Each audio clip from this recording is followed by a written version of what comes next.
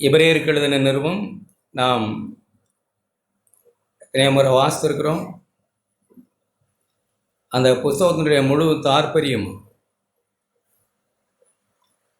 ஆண்டவரை நாம் பார்க்கணும், அவ்வளோதான். ஆண்டவரை நோக்கி, ஆண்டவரை கவனித்து, அவரை நினைத்து, இதான் எபிரேயர் புஸ்தகத்தினுடைய தாற்பயம். இன்னும் பல காரியங்கள் அதில் இருக்குது. ஒரு காரியத்தை நாம் ஃபோக்கஸ் பண்ணணும், மனசில் கொண்டு வரும். 12ஆம் அதிகாரம் 1 வசனம், இயேசுவை நோக்கி நமக்கு நியமித்திருக்கிற ஓட்டத்தில் பொறுமையோடு ஓடக்கட்டும். அதே 12ஆம் அதிகாரத்தில் நான் வாசிப்போமானால் 3ஆம் வசனத்தில் அவரையே நினைத்துக் கொள்ளுங்கள். 3ஆம் அதிகாரத்தில்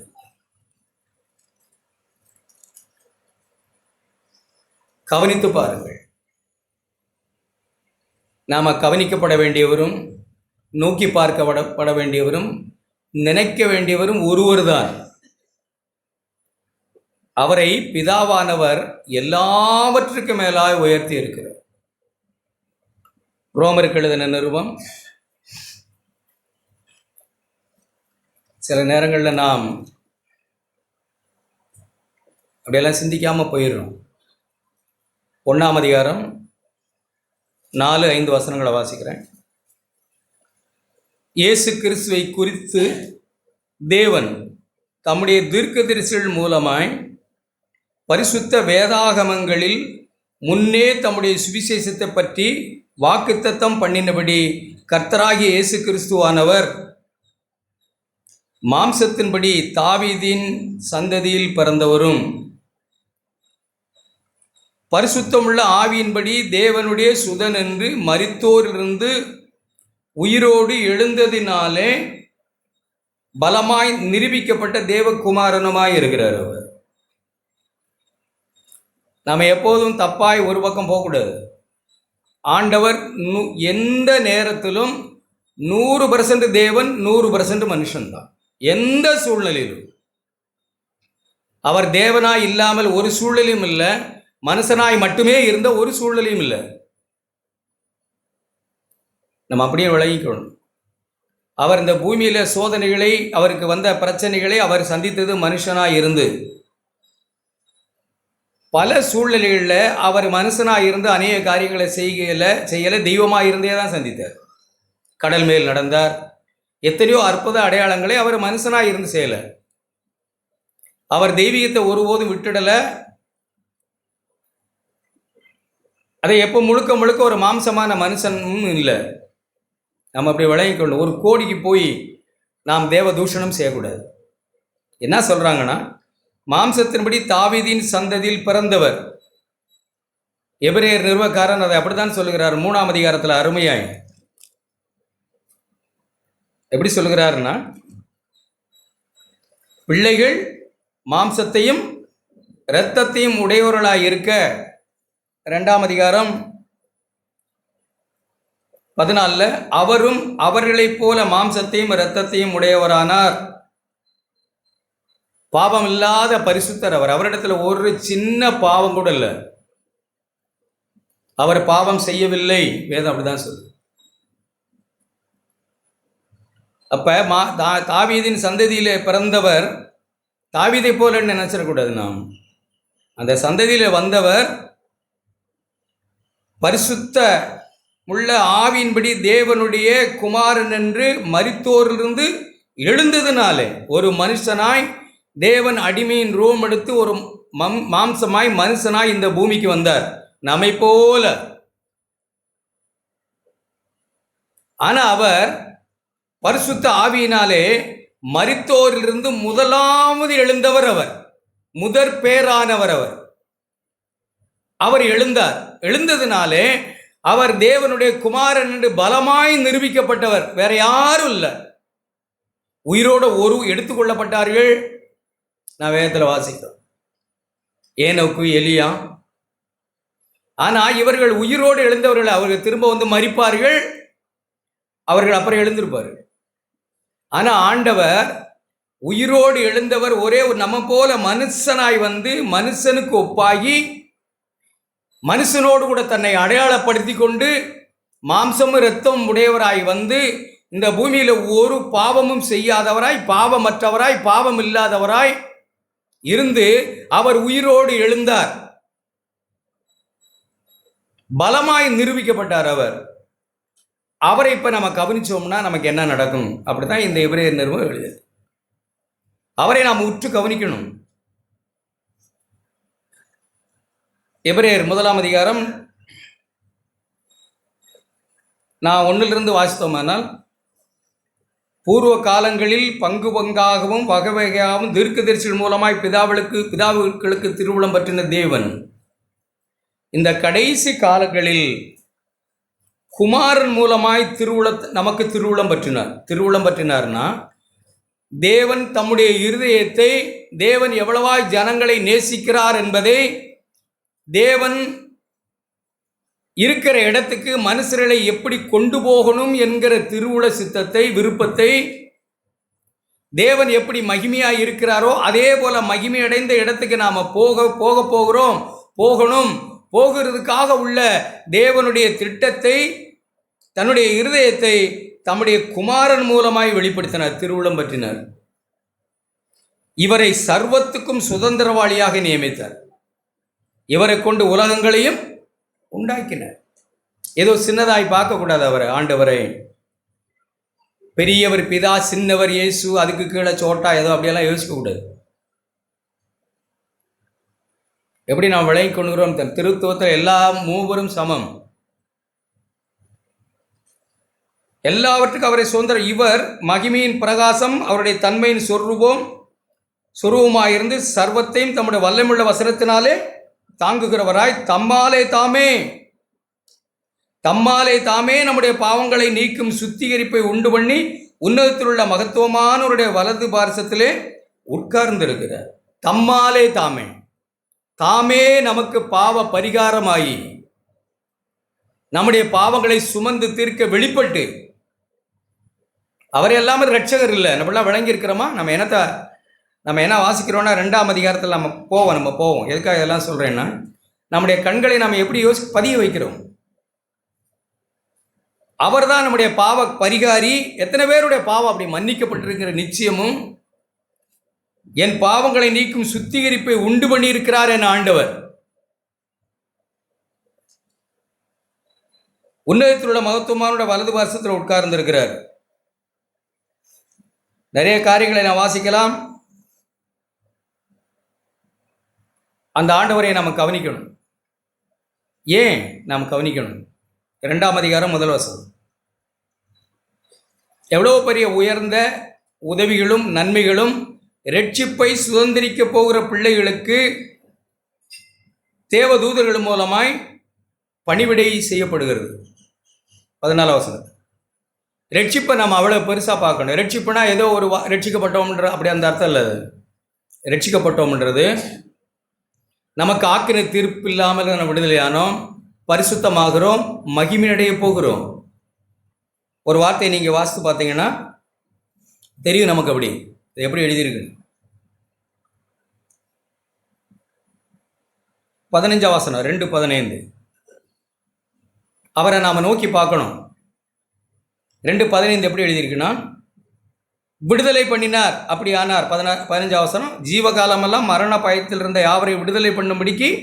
அப்போ விடுதலை, பாவத்திலிருந்து விடுதலை, பாவ மன்னிப்பு, பாவத்திலிருந்து விடுதலை, நீதிக்கு அடிமைகள், இதெல்லாம் பேசிக்கிட்டு இருக்கிறதுல இது ஒரு வாழ்க்கை அனுபவம். சும்மா பாவம் மன்னிக்கப்பட்டுன்னு கர்த்தாவேன்னு இருக்கிற கிறிஸ்தவம் இல்லை இது. பாவம் மன்னிக்கப்பட்ட நாம் பாவத்திலிருந்து விடுதலையாகி பரிசுத்தமாகுதலுக்குள் நாம் போகிறோம். இங்கே என்ன எழுதியிருக்கு பாருங்க, 11ஆம் வசனம். இதெல்லாம் நமக்கு அனுபவமாக இருக்கான்னு நாம் பார்க்கணும். ஏன் அவரை கவனிக்கணும் அப்படின்னா, இவைகள்லாம் நமக்கு அனுபவமாக இருக்கான்னு.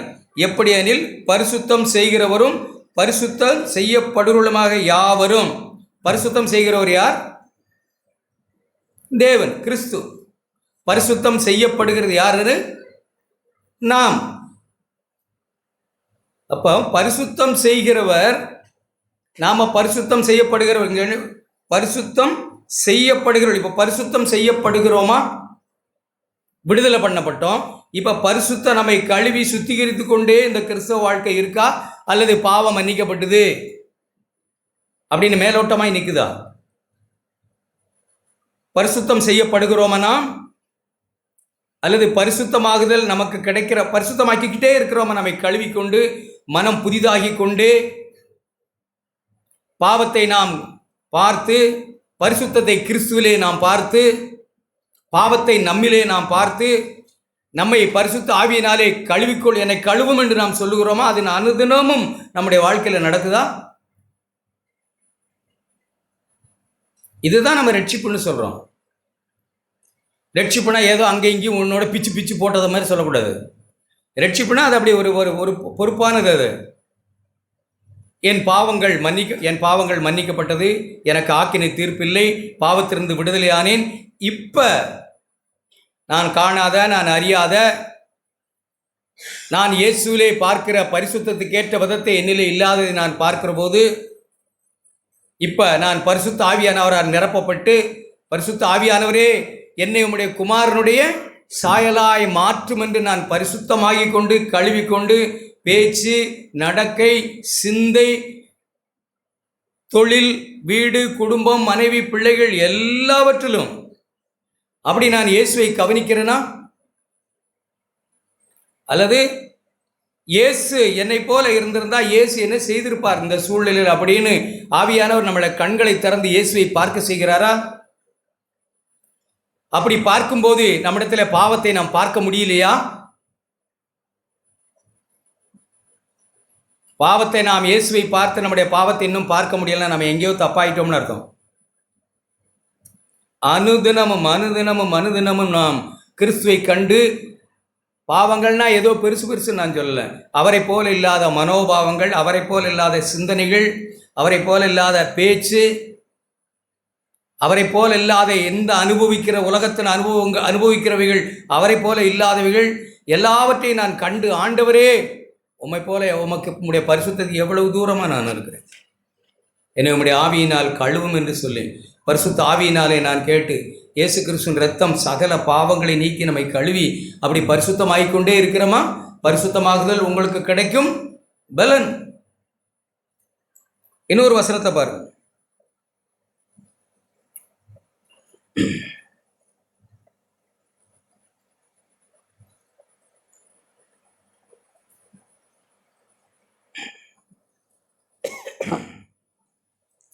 பத்தாவசனம்.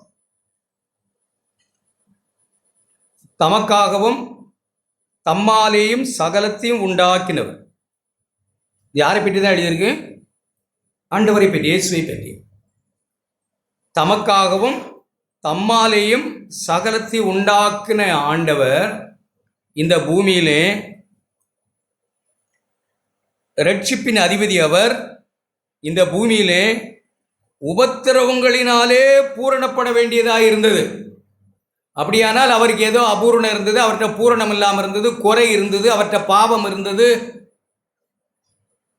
அப்படின்னு அர்த்தம் இல்லது. அவர்கிட்ட ஒரு பாவமும் இல்லை, பாவமில்லாத பரிசுத்தர்.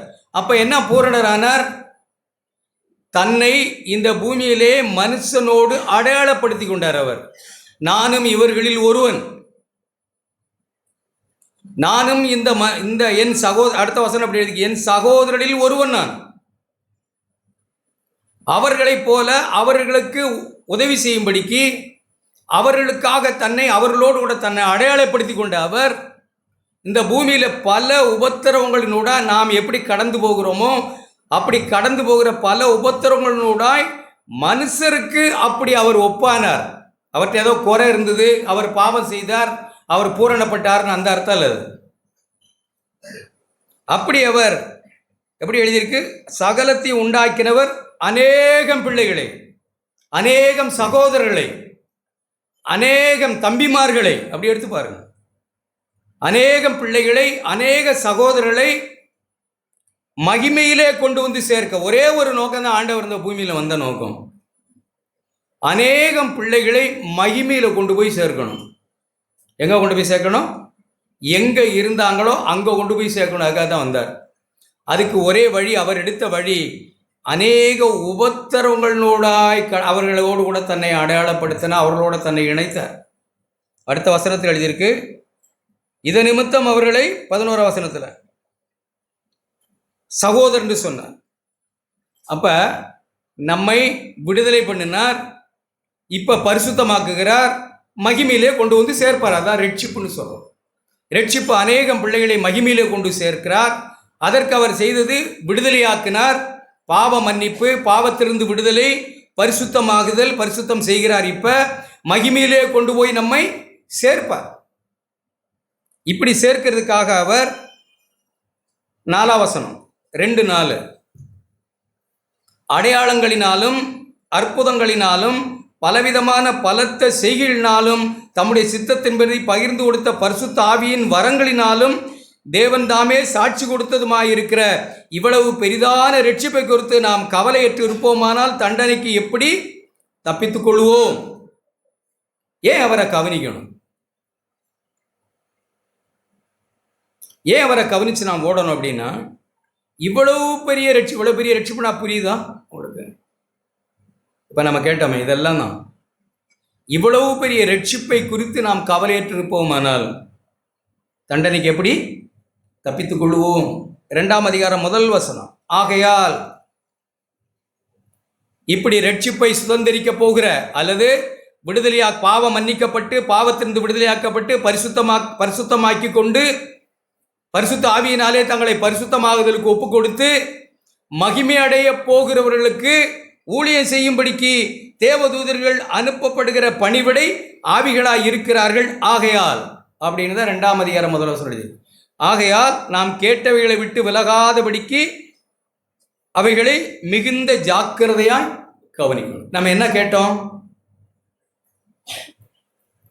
என்ன கேட்டோம்னா நமக்கு தெரியணும்ல. என்ன கேட்டோம்? இவ்வளவு பெரிய ரட்சிப்பை தேவன் நமக்காய் செய்திருக்கிறார். அடையாளங்களினாலும் அற்புதங்களினாலும் குமாரன் மூலமாய் திருவுளம் பற்றி இருக்கிறார். தேவதூதர்கள் மூலமாய் சொல்லப்பட்ட சுவிசேஷம், குமாரனே நேரடியா வந்து வருத்தப்பட்டு பாரம் சுமக்கிறோளே நீங்கள் எல்லாரும் என்னிடத்தில் வாருங்கள் என்று நேர குமாரனே இறங்கி வந்தார் இந்த சுவிசேஷத்தை கொண்டு. தேவதூதர்கள் வரல, தேவதூதர்கள் மூலமாய் சொல்லப்பட்டதுதான்.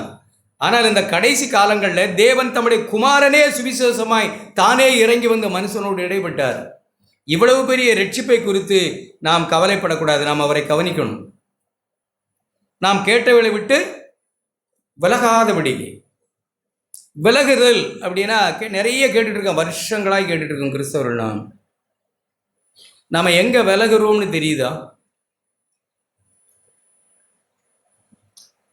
நீங்க கடல் எல்லாம் பார்த்து இந்த கரையில் ஆர்பர்லாம் போட்டெல்லாம் கட்டி போட்டிருப்பாங்க பார்த்தீங்களா? கட்டி போட்டிருப்பாங்களா சும்மா போட்டுருவாங்களா? கட்டி போட்டிருப்பாங்களா சும்மா விட்டுருவாங்களா? ஏன் அப்படின்னா, ஒன்றுமே பெரிய காற்று புயல் அலையெல்லாம் ஒன்றும் அடிக்க தேவையில்லை. அது அப்படி நவந்து போயிட்டே இருக்கும், காணாமலே போயிடும் சொல்லுது. கொஞ்சம் அஜாக்கிரதையாக இருந்தால் ஒன்றும் பெரிய புயல் அடிக்கலை, பெரிய காற்று வீசலை அப்படிலாம் ஒன்றும் இல்லை. நம்ம வாழ்க்கையில் ஒன்றும் நடக்காமல் கூட இருக்கலாம். ஆனால் அவரை நோக்கி அவரை கவனித்து அவரை நினைத்து இல்லாமல் நம்முடைய வாழ்க்கை அவர் மேல் நம்முடைய ஃபோக்கஸ் இல்லாமல் இருந்தார். அவரையே இவ்வளவு பெரிதான ரட்சிப்பை குறித்து நாம் சதா கவலை கொண்டு இல்லாவிட்டால், கவலை என்ன, நான் அதெல்லாம் ஒரு கவலையும் பட வேண்டியது இல்லைன்னு அர்த்தம் இல்லை. ரட்சிப்பை குறித்து நாம் கவலைப்படணும். ஏதோ மேதாவிகள் போல நாம் யோசிக்கக்கூடாது. கவலைப்படக்கூடாதுன்னு பைபிள் எழுதியிருக்கு. கவலைப்படணும்னு ஒன்று தான் எழுதியிருக்கு. என்னது? அது ரட்சிப்பை குறித்து நம்ம கவலைப்படணும்னா ஜாக்கிரதை, அக்கறை, பொறுப்பு, அதான் அதனுடைய அர்த்தம்.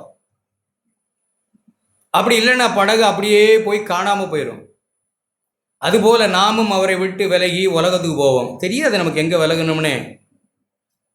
இஸ்ரவேல் ஜனத்தை நீங்கள் பார்த்துருக்கீங்களா? எகிப்திலிருந்து ஜனம் வனாந்தரத்துக்கு வந்தது. 40 ஆண்டு காலம் அவன் நடத்தினாங்க வனாந்தரத்தை. நமக்கு எல்லாம் தெரிஞ்சது தான். அந்த ஜனம் எகிப்தெல்லாம் விட்டுட்டு இங்கே வந்து வனாந்தரத்துக்கு வந்துட்டு, ஆனால் எகிப்து மட்டும் அவங்க இதயத்தை விட்டு போகலை. என்ன சொன்னாங்க வனாந்தரத்தில்? நாங்கள் அங்கே இருந்தோமானால் என்ன கிடச்சிருக்கும்? வெள்ளரிக்காய், கொம்மிட்டிக்காய், என்னமோ கிடைக்கும்னு. எகிப்து இருதயத்தை விட்டு போகலை. அவங்க எங்கே வந்துட்டாங்க? வனாந்தரத்தில் வந்த பிறகு எகிப்து அவங்க இருதயத்தை விட்டே போகலை. அவர்கள் இருதயத்திலே எகிப்துக்கு திரும்பினார்கள்னு எழுதியிருக்கு. இந்த 40 ஆண்டு கால பிரச்சனை என்னன்னு நினைக்கிறீங்க? ரட்சிக்கப்பட்டுட்டோம்ல. ரட்சிக்கப்பட்ட உடனே நான் சொல்கிறேன், நான் ரட்சிக்கப்பட்ட காலங்களில் யோசித்ததை சொல்கிறேன். ரட்சிக்கப்பட்ட காலங்களில் கனவு, சிந்தனைகள், இந்த உலகத்தை குறித்த பாவம், உலகத்தை குறித்த பணம், மனோபாவங்கள்லாம் பயங்கர ரேடிக்கலாக இருந்தது. தீவிரமாக யோசித்தேன். 15 வருஷமா 13 வருஷமா எல்ஐசியே போடக்கூடாதுன்னு இருந்தேன் நான். நமக்கே எல்ஐசி? நம்முடைய லைஃபுக்கு என்ன இன்சூரன்ஸு? நம்ம லைஃபுக்கு யார் இன்சூரன்ஸு? தேவன் அவர் நாளைக்கு வரப்போகிறார். ஆண்டவர், நான் ரட்சிக்கப்பட்ட காலங்கள்லாம் சொல்கிறேன். இதோ இயேசு வருகிறார், எங்கே பார்த்தாலும் இயேசு வருகிறார் எழுதி போட்டிருக்கோம். இயேசு வருகிறார் தான் இருக்கும். ஆண்டவர் நாளைக்கு வந்துடுவார். நாளைக்குன்னு மட்டும் இல்லை, எப்படி நினையாத நேரம். அப்படிதான் கிறிஸ்தவ வாழ்க்கை ஓடி கிருபையா 40 ஆண்டு காலத்துக்கு மேலே ஓடிட்டு. இப்பவும் அதே தான் செய்தி. இது கடைசி காலம். நான் ரட்சிக்கப்பட்ட போது என்ன சொன்னாங்கன்னு நினைக்கிறீங்க? நான் ஒன்றும் சொல்ல மாட்டேங்க. கடைசி காலம். இப்போ என்ன செய்தி? கடைசி காலம். அப்போ நீ மரித்தா எங்கே போவேன்னு அப்போ நான் கேட்டது. ட்ராக்ஸ் எல்லாம் அப்படி தான் இருக்கும். கைப்பிரதிகள் எல்லாம் இன்று மரித்தால் நீ எங்கே போவாயின்னு தான். இப்போ என்ன செய்தி நமக்கு? அதே செய்தி தான் நமக்கும். இப்போ மரித்தா நம்ம எங்கே போவோம்? இப்படி இருந்த வாழ்க்கை அப்படியே 40 ஆண்டு காலத்துக்கு மேலே கிருபையாய் ஒவ்வொரு நாளும் ஓடி ஓடி ஓடி ஓடி வந்துருச்சு. இப்போ நான் பார்க்குறேன், ஆண்டவரே அப்படிதான் இருக்கும். சோம்பலா இருக்கா? வழி எங்கே விலகணும்னு தெரியலையா? எகிப்து உள்ளத்துக்கு வந்தது நமக்கு தெரியலையா? ஒரு வசனத்தை எபேசியர் புத்தகத்தை வாசித்து பாருங்க, எப்படி அதை அப்போஸ்தலன் நமக்கு அதை சொல்லி கொடுக்குறாரு.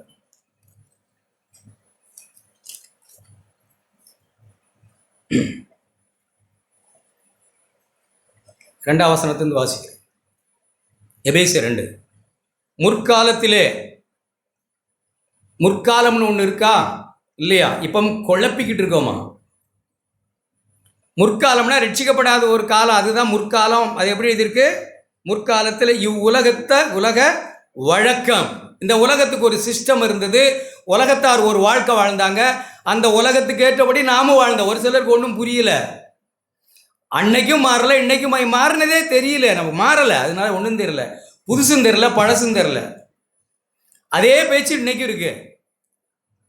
அதே மாதிரி காரியங்கள் இன்னைக்கும், பிரச்சனைகள் அதே மாதிரி பழையபடி வந்துருச்சு. முற்காலத்தில் உலகத்துக்கு ஒரு வழக்கம் இருக்கு.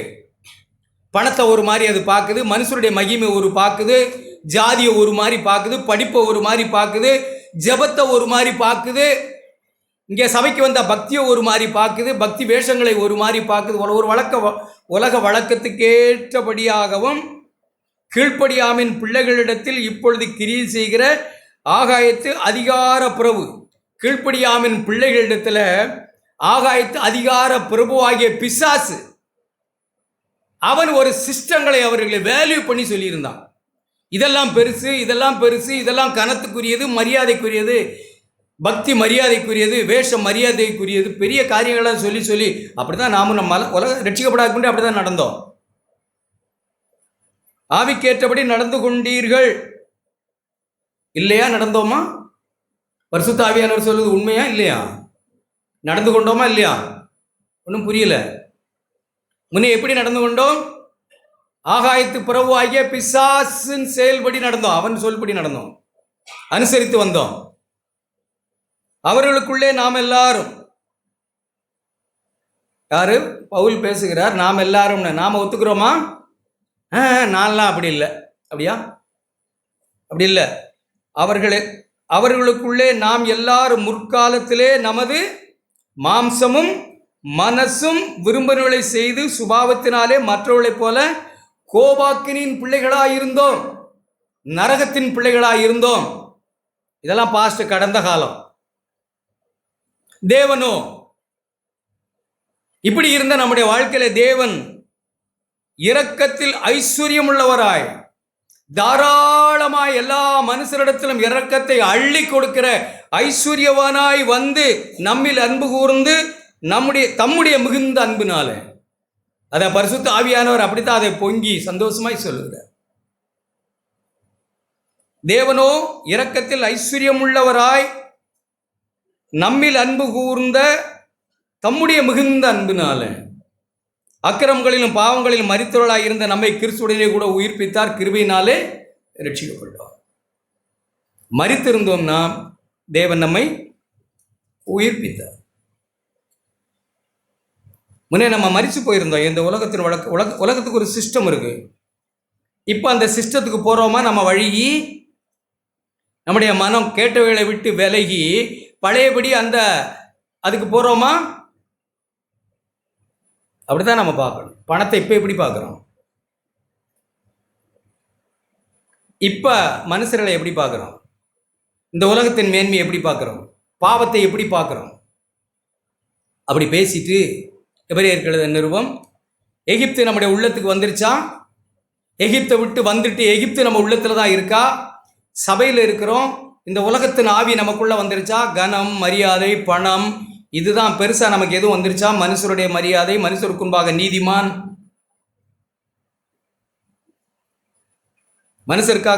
மனுஷனுக்காக வாழ்ந்தோம், மனசும் மாம்சம் விரும்புகிறத செய்து கோபாக்கனின் பிள்ளைகளாக இருந்தோம்.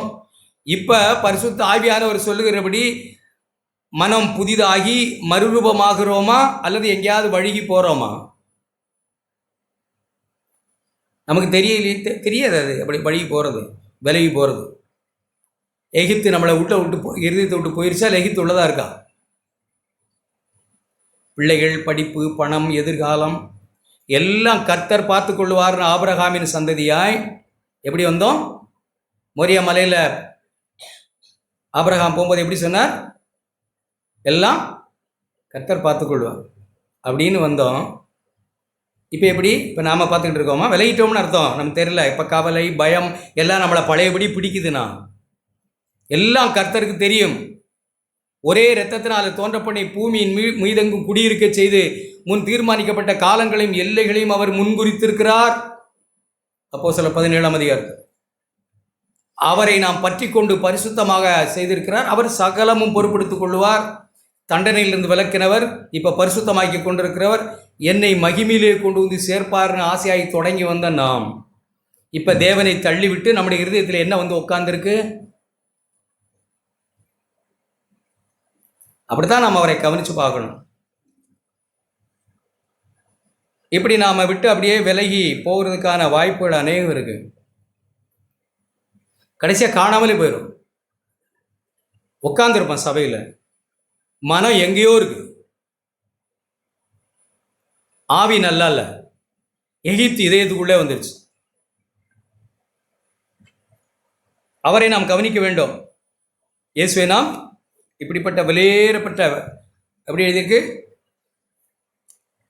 தேவன் தாமே சாட்சி கொடுத்ததுமாயிருக்கிற இவ்வளவு பெரிதான ரட்சிப்பை குறித்து நாம் கவலை கொண்டவர்களாக இருக்கணும், அக்கறையாக இருக்கணும்.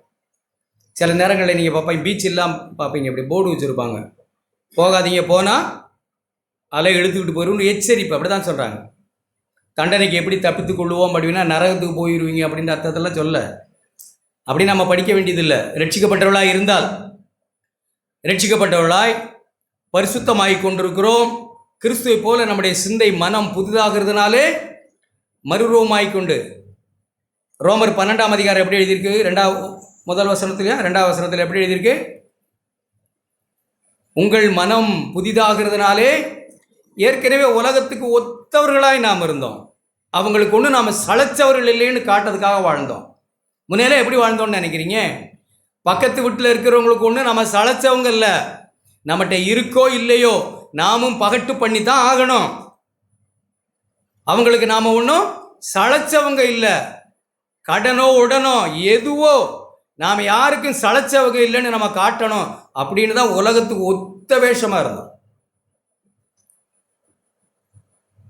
அவங்க மாவு போட்டு உரல் இடித்தா நாம் வெறும் உரலையாவது இடிச்சாகணும், சத்தம் கேட்டாகணும். அப்படின்ற ஒத்த வேஷம். அவங்கள போல மனோபாவங்கள், வாங்கல் குடுக்கல், வியாபாரம், பணம் சம்பாதித்தல், புருஷன் மனைவி எல்லாம் சகலமும் பிள்ளைகளை வளர்க்கிறது சகலமும் உலகத்தை போல ஒத்த வேஷம் அப்படிதான் இருந்துச்சு. எடுத்துட்டீங்களா? ரோமர் 12ஆம் அதிகாரம். அப்படிப்பட்டவர்களாக இருந்தோம். இப்ப நாம் பரிசுத்த ஆவியினாலே நம்முடைய சரீரங்களை ஜீவபலியாய் ஒப்பு கொடுக்க அழைக்கப்பட்ட பிள்ளைகள். முதல் வசனம். தேவனுடைய இரக்கங்களை பெற்ற ஜனம். விளையாடக்கூடாதுன்னா தயவுசெய்து. தேவனுடைய இரக்கங்களை பெற்ற பிள்ளைகள்னா தயவு பெற்ற பிள்ளைகள். இவ்வளவு பெரிதான ரட்சிப்பை தேவனே வந்து செய்த ரட்சிப்பு, அதை குறித்து கவலையற்று நாம் இருந்தால், அல்லது இந்த இரக்கத்தை முன்னிட்டு பரிசுத்த ஆவியானவர் அப்போஸ்தலர்கள் மூலமாய் வேண்டிக் கொள்கிறார்கள். இப்படி நம்முடைய சரீரம் முழுசும் ஒவ்வொரு அவயவமும், என் கண் என் ஆண்டவருடையது, என்னுடைய கை என் ஆண்டவருடையது, என்னுடைய இதயம் என் ஆண்டவருடையது, என்னையே நான் பலியாய் தருகிறேன்னு வந்தவர்கள் நாம். சும்மா இப்போ ஒன்று ஒன்றா எடுத்துக்க கூடாது. ஒரு சிலர் உண்மைதான், காணிக்கப்பட்டியில் போட்டால் கூட ஆண்டவர் எடுத்துக்கிட்டு போயிருன்னு தான் சொல்லுவாங்க. போட்டுட்டேன்னா எனக்கு தானெலாம் யாருமே இல்லை. அதெல்லாம் இந்த உலகத்தில் சபைகள் அப்படி இருக்கலாம். ஆனால் ஆண்டவர் அப்படி இல்லை. நீ எப்போ நினைச்சாலும் எடுத்துக்கிட்டு போகலாம். அவ்வளோதான். அப்படி தான் வந்தோம். என்னையே பலியாய் கொடுக்குறேன். நான்லாம் அப்படி தான் உணர்றேன். ஆண்டவரை ரட்சிக்கப்பட்ட காலங்கள் அது எப்படி என்னையே பலியாய் தருகிறேன் ஆண்டவர், என் சரீரத்தை ஜீவபலியாய். இன்றைக்கி ஒன்று ஒன்றா எடுத்துக்கிட்டோமா? கண்ணை எடுத்துக்கிட்டோம், நமக்கு கையை எடுத்துக்கிட்டோம், எல்லாத்தையும் எடுத்துக்கிட்டோமா நமக்காக? அப்போ நாம் தேவனுடைய இரக்கங்களை அறியலை. ஒரு சிலர் கொஞ்சம் காலங்கள் போன பிறகு எடுத்துக்கிறோம் எல்லாம். அவருக்கென்று வாழ வந்தவர்கள் இப்போ தங்களுக்கென்று வாழ நாம் ஆரம்பித்து விடுகிறோம். கொடுத்ததெல்லாம் திரும்ப எடுத்துக்கிறோம். எடுத்துக்கொள்ளலாம், சுயாதீனம் உண்டு. சொந்த பேச்சு, சொந்த நடக்கை, குற்றஞ்சாட்டுதல், பாவின்னு மார்பில் அடித்து வந்தவர்கள் இப்போ பிறர் நெஞ்சில் அடிச்சுக்கிட்டு இருக்கோம். பிறரை எப்போ பார்த்தாலும் விரல் நீட்டி ஏதாவது ஒரு வகையில் இந்த நியாயம் தீர்த்தல், குற்றச்சாட்டு, அது ஏதாவது பரிசுத்தம் போல தோன்றுகிற பேயின் வார்த்தைகளிலே அந்த பேய்த்தனமான செயலில் வெளிப்படதான் சபையில் தெரியுது. சகோதரரை ஏதாவது சகோதரிகளை ஒரு வகையில் குற்றஞ்சாட்ட அது நீதி போல அது ஒரு மாதிரி தோன்றினாலும் அதையெல்லாம் எடுத்துட்டோம். இப்போ இந்த நாவு என்னுடையதுன்னு நான் எடுத்துக்கொண்டோம். இதில் என்ன வேணாலும் பேசுவேன், யாரை வேணாலும் பேசுவேன், எப்படி வேணாலும் பேசுவேன். கண்கள் இப்போ என்னுடையதில் அப்போ கொடுத்தேன், எடுத்துக்கிட்டேன். இப்போ பணம் அப்போ கர்த்தருக்குன்னு கொடுத்து ஐயான்னு வந்தேன், இப்போ கொடுத்தாரு, எல்லாம் எனக்கே எடுத்துக்கிட்டேன். சகோதரா, எல்லாரும் நாம் சிந்திக்கணும். நம்ம இதை எங்கே வழுகிறோம்? சரீரங்கள் தேவனுடைய இரக்கத்தை முன்னிட்டு வந்த நாம் இப்பவும் அதே நொறுங்குதலும் பணிதலும் இருக்கா? அப்படிதான் நம்ம கேட்டு பார்க்கணும். இல்லைன்னா நாம் எங்கேயோ கேட்டவளை விட்டு விலகுகிறோம். எச்சரிக்கையாக இருக்கணும், கவனமாக இவைகளை கவனித்து பார்க்கணும். இந்த பிரபஞ்சத்துக்கு ஒத்த வேஷம் தெரியாமல். 2ஆம் வசனம். இந்த உலகத்துக்கு பலவிதமான ஒத்த வேஷங்கள் இருக்கு. இந்த பக்தி மார்க்கத்துக்கு பலவிதமான ஒத்த வேஷங்கள் இருக்கு. இந்த ஆவிக்குரிய உலகம்னு சொல்றமே, அதுக்கே பலவிதமான வேஷங்கள் இருக்கு. அப்படித்தான் எழுதியிருக்கு.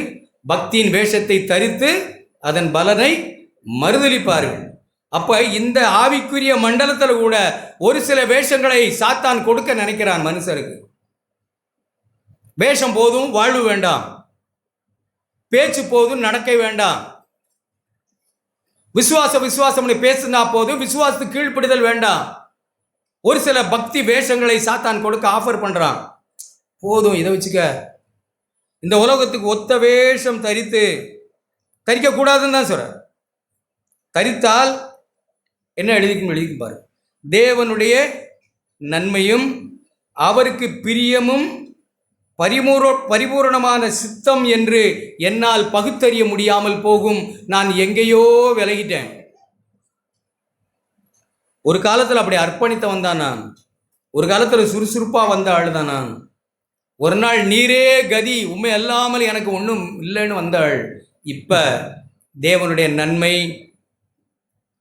தேவனுக்கு எது பிரியம்னு இப்போ புரியலை. பிரியமான பிள்ளைகளை போல வந்தவர்கள் இன்னைக்கு பிரியமான பிள்ளைகளை போல இல்லை.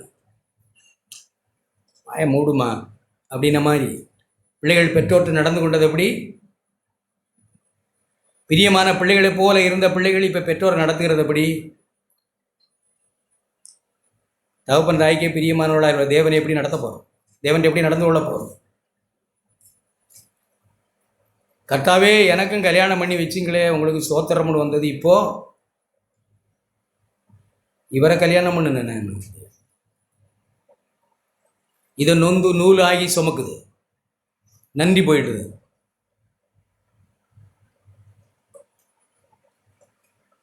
நம்மளையும் போய் இந்த பொண்ணு கல்யாணம் பண்ணி இவ்வளோ காலம் நம்ம கூடயும் குடும்பம் நடத்திட்டு, அட பாவி எனக்கா கர்த்தாவே கிருபதேந்தர்னு நினைக்காம சும்மா திருடு பூச்சி மாதிரி இருந்துக்கிட்டு என்ன சேட்டை எல்லாம் மறந்துடுது. எல்லாம் நன்றி குறை குறை குறை குறை, எங்கே போனாலும் குறை. இதெல்லாம் என்ன கொடுத்து வச்சோம் நினைக்கிறோம். அப்படி இது இங்கே என்ன சொல்கிறாருன்னா, இப்படி நாம் எது தேவனுக்கு பிரிய என்னென்ன பரிபூர்ணமாக சித்தம் என்னது மனம் புதுசாக மாட்டேங்குது. ஆனால் அது அப்படியே திரும்ப படிங்க, எப்படி எழுதிருக்கு. இந்த பிரபஞ்சத்துக்கு ஒத்த வேஷம் தெரியாமல் தேவனுடைய நன்மையும் பிரியமும் பரிபூர்ணமான சித்தம் இன்னதென்று பகுத்தறியத்தக்கதாக உங்கள் மனம் புதிதாகிறதுனாலே மனம் மறுரூபமாகட்டும். ஒவ்வொரு நாளும் மனம் திரும்பட்டும். மனம் திரும்புகிறேன், புதுசாகிறேன். இந்த உலகத்துக்கு ஒத்த வேஷம் படக்கூடாது. எதையும் இந்த உலகத்தை போல என் மனோபாவம் இருக்கக்கூடாது. எதுலேயும் ஆண்டவர் தான் சொல்லித்தரணும். சிலருக்கு கவலைப்படுறது கூட நியாயம் இருக்குது. சிலர் கவலைப்படுறது கூட நியாயம் சொல்கிறாங்க. கடன் வாங்கினதுக்கு நியாயம், என்ன எண்ணத்துக்கெல்லாம் நியாயம் சொல்லிக்கிட்டு மனம் புதுசாகாது. குறை சொன்னதுக்கு நியாயம், நியாயம் தீர்த்ததுக்கு நியாயம், எல்லாத்துக்கும் ஒரு நியாயம் கற்பித்து கொண்டால் மனம் புதிதாகிறதுனாலே மறுரூபமாகாது. இப்போ நம்முடைய ஆண்டவரை தான் நாம் கவனிக்கணும். இயேசுவை நோக்கி யாரும் இல்லை, ஒரு மனுஷனே இல்லை. நான் திரும்ப சொல்கிறேன், எபிரேயருக்கு நிறுவனம் 11ஆம் அதிகாரம் முழுசும் பெரும் பரிசுத்தவான்கள், சாகா ஜீவிகள், அசாதாரணமான காரியங்களை சாதித்தவர்கள். ஒருத்தரை கூட நம்முடைய கண்களை அவங்க மேலே வைக்க சொல்லலை. யாரை நோக்கி ஓடன்னு எழுதியிருக்கு? மோசே இல்லை, ஆரோன் இல்லை, ஆபிரகாம் இல்லை, ஈசாக்கு இல்லை. அவர்களெல்லாம் பரிசுத்தவான்கள். அவர்கள் தேவனுக்கென்று தங்கள் வாழ்க்கையை ஒப்பு கொடுத்த, தங்களுடைய சுபாவங்களை மாற்றிக்கொண்ட பரிசுத்தவான்கள். இல்லைன்னு இல்லை. ஆனால் ஒருவரை கூட கவனித்து நம்ம ஓட சொல்லி அழைக்கப்படலை. யாரை கவனிக்கணும்? இயேசுவை நோக்கி நமக்கு நியமித்திருக்கிற ஓட்டத்திலே பொறுமையோடு ஓடக்கூடாது. அவரை கவனிச்சுப்பா, இல்லைன்னா விலகும். 2ஆம் அதிகாரம், எபிரேயர் 2ஆம் அதிகாரம். ஏன் இதை அவரை கவனித்து பார்க்கணும் அப்படின்னு தான் எழுதியிருக்கீங்க. இவ்வளவு பெரிதான ரட்சிப்பை தந்தவர் அவர். அவரை கவனித்து பார்க்கணும். சில நேரங்களில் நீங்கள் பார்க்குறீங்களா அவரை கவனித்து பார்க்காம போகிறத? ஆர்பர் பார்த்துருக்கீங்களா? ஆர்பர் துறைமுகம், அங்கே ஒரு பெரிய லைட் ஹவுஸ் இருக்கும், பார்த்துருக்கீங்களா? Light house. அப்படி ஏன் சில கடலுக்கு உள்ள கடல் ஒரு எல்லைக்கு போயிட்டீங்கன்னா எங்கே இருக்கிறோம்னே தெரியாது. சிலர் பாகிஸ்தானுக்கு போயிட்டாங்க, ஈராக்குக்கு போயிட்டாங்க, இலங்கைக்கு போயிட்டாங்க, கேலிக்கேட்டு போயிட்டாங்க, வழி தப்பி போகிறாங்கல்ல கடலில். அது எப்படின்னா, குறிப்பிட்ட அளவு கடலுக்குள்ளே போயிட்டோம்னா எங்கே போனோம்னே எந்த திசைனே தெரியாது, எங்கே போய் சேர்றோம்னே தெரியாது. பாகிஸ்தானில் போய் படகு ஒதுங்கிடும், கப்பல் ஒதுங்கிடும். அப்படி நம்ம திசைகட்டு போகக்கூடாதுங்கிறதுக்காகத்தான் அந்த என்னது லைட் ஹவுஸ். இதுதான். இதே வழி அவர்களெல்லாம் பாறையில் தட்டி நொறுங்கி போகும். 100 பேர் வந்தால் 100 பேர் மூழ்கி செத்துருவ. குடும்பமாக வந்தேன்னா செத்துருவ. நாசம் உனக்கு ஏற்பட்டுரும். சபையா இயேசுவை நோக்கி நீ நடக்கலைன்னா உன்னுடைய ஓட்டம் முழுவதும் வீணாக போயிடும். எங்கேயாவது பாறையில் மோதிடுவ, திசைகட்டு போயிடுவ, எங்கேயாவது போய் அலைஞ்சு காணாமல் போயிடுவ. சில கப்பல்கள் காணாமல் போயிருக்கு, இதுவரையாக கண்டுபிடிச்சது கூட கிடையாது. அந்த கலங்கரை விளக்க மாதிரி, லைட் ஹவுஸ் மாதிரி தான் ஆண்டவர் நம்முடைய வாழ்க்கையில் முன்னே நிற்கிறார். இயேசுவை நோக்கி நான் உனக்கு முன்னே நடந்து போயிருக்கிறேன். உன்னை போல எல்லா விதத்திலும் சோதிக்கப்பட்டு பாவமில்லாது இருக்கிற பிரதான ஆசாரியராய் நான் இருக்கிறேன். அநேக உபத்திரங்களோடாய் கடந்து போய் உன்னை மகிமையிலே அநேகம் பிள்ளைகளான உங்களை என்னை போல உயிரோட எழும்பி மகிமையிலே சந்திக்க நான் ஆசையா இருக்கிறேன். மகிமையிலே கொண்டு வந்து சேர்க்கத்தான் இந்த உபத்திரவங்களை நாம் கடந்து போயிருக்கிறேன். என்னை கவனிச்சு பாரு. அவரை நோக்கி இந்த பயணத்தில் என்ன செய்யணும்? ஓடணும். அவர் தான் லைட் ஹவுஸ். அவரை தான் பார்க்கணும். நம்ம அவரை மட்டும்தான் பார்க்கணும். நான் பொறுப்பை உணர்ந்தவனா, அக்கறை கொண்டவனா, தியானத்தை உண்மை விட்டு விளக்காமல் இருக்க எனக்கு கிருபை செய்யும்னு ஆண்டவர் பக்கமாய் திருப்போம். ஆண்டவர் நமக்கு வர நாட்களில் நல்ல கிருபையை தருவார். ஆமாம்.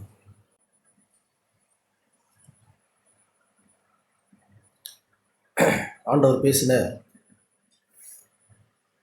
ரட்சிப்பின் வழிகளுக்காக நான் நன்றி சொல்கிறேன்.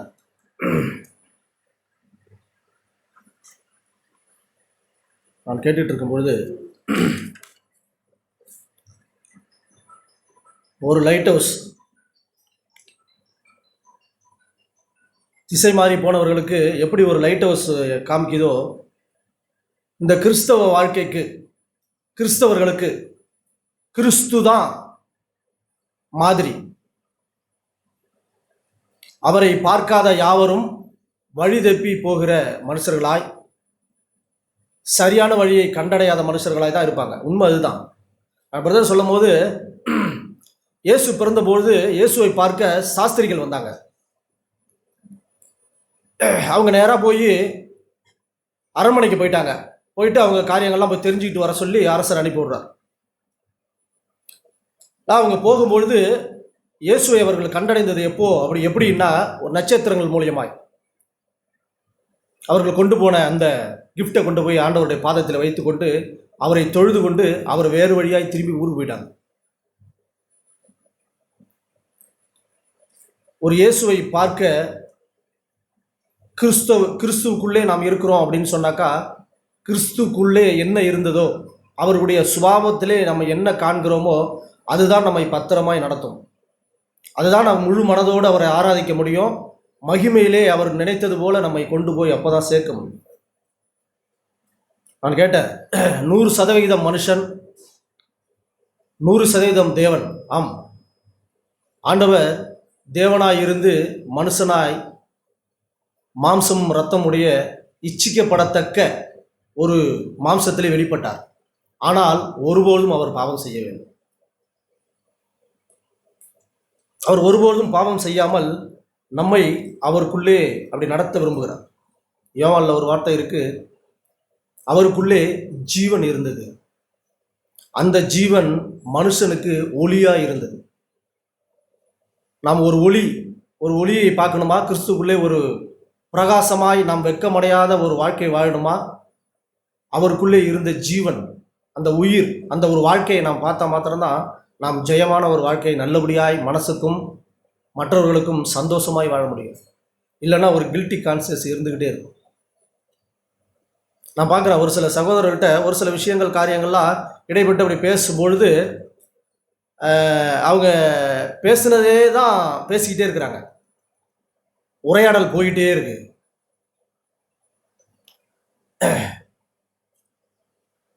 அவங்க என்ன சொல்றாங்கன்னா, அவங்க என்ன யோசிச்சிருக்காங்களோ, என்ன நினைச்சிருக்காங்களோ அதுதான் சரி. ஆனால் கிறிஸ்துவின் வழி அது அல்ல. ஆண்டவர் எனக்காகவும் உங்களுக்காகவும் தன்னையே ஒப்பு கொடுத்தார். நீ இப்படி இருந்தா நான் உனக்கு ஒப்பு கொடுப்பேன் அப்படின்னு நிபந்தனை அல்ல, ஒருபொழுதும் இல்லை. இயேசுவை பிடிக்க போறாங்க. இயேசு யாருன்னே தெரியல. அந்த கூட்டத்தில் 11 பேர், ஒரு துரோகி முத்தம் கொடுக்குறான். அவர் தான் இயேசு. என்ன நீங்கள் பிடிக்க வந்தாக்கா இவங்களை எல்லாரும் விட்டுடுங்கன்னு சொல்கிறார். அவர் தான் இயேசு. நான் அவர்களோடு சில காரியங்களோட பேசி பேசி பேசி என்னுடைய நியாயத்தை சொல்ல முடியாத ஒரு சூழ்நிலை வரும்போது டக்குன்னு தயவு செய்து என்னை மன்னிச்சிங்கன்னு சொல்லுவேன். இவங்க சார்பாய், அவங்க சார்பாய், என் சார்பாய் தயவு செய்து மன்னிச்சிங்க. அப்போ தான் ஒரு முற்றுப்புள்ளி வைக்க முடியும். இல்லைன்னா அந்த சகோதரனோட, ஒரு சில சகோதரனோட பேசி ஜெயிக்க முடியாது. கிறிஸ்துவின் ஆவி இல்லை. நான் என்னை யோக்கியம்னு சொல்லல, என்னுடைய நிலைமையை உணர்ந்து நிர்பந்தமான மனுஷன் என்று நான் பேச வர்றேன். அதுதான் நானும் என் ஒய்ஃபும் வண்டியில் போகிறப்போ இந்த டெம்போ ஒன்று ஓடும், அன்பு ரமேஷ்னு ஒரு டெம்போவில் எழுதியிருக்கோம், பார்த்துருப்பீங்க. நான் அவங்ககிட்ட சொல்லுவேன், வீட்டில் ஒய்ஃப்கிட்ட சொல்லுவேன், ரமேஷ்னாவே அன்பு தானே, அப்புறம்னா அன்பு ரமேஷ்னு எழுதியிருக்காங்கன்னு சிரிப்பாக சொல்லுவேன். ஆனால் இல்லை, வம்பு ரமேஷ்னு எனக்கு தான் தெரியும், என்னை குச்சி அவங்களுக்கு தான் தெரியும், நான் எப்படியாப்பட்ட ஆளுன்னு அவங்களுக்கு தான் தெரியும். கிறிஸ்துக்குள்ளே ஒவ்வொருவனும் எந்த ஒரு காரியம் மறைக்கப்படல. புதன்கிழமை கேட்டது போல வெளியரங்கமாகாத எந்த விஷயமும் கிடையாது. அப்படிதான் தேவன் நம்மை அப்படி அவருக்குள்ளே ஒரு ஒளியாய் இருக்கும்படிக்கு தேவன் நம்மை நடத்த விரும்புகிறார். எபிரேயர் 3ஆம் அதிகாரத்தில் நான் கேட்டது போல 1ஆம் வசனத்தில், இப்படி இருக்க பரம அழைப்புக்கு பங்குள்ளவர்களாகிய பரிசுத்த சகோதரரே. இங்கே என்ன சொல்றாங்க? நாம் யார்? பரம அழைப்புக்கு பங்குள்ளவர்கள். நாம் அவருக்குள்ளே இருக்கிற அவருடைய மனுஷர்கள், அவருக்குள்ளே நாம் இருக்கிறோம். பரம அழைப்புக்கு பங்குள்ளவர்களாய் நாம் இருக்கிறோம். நம்ம பங்கு ஏதோ வெளியில் இல்லை, அது பரம அழைப்பு, அது தேவனுடைய அழைப்பு.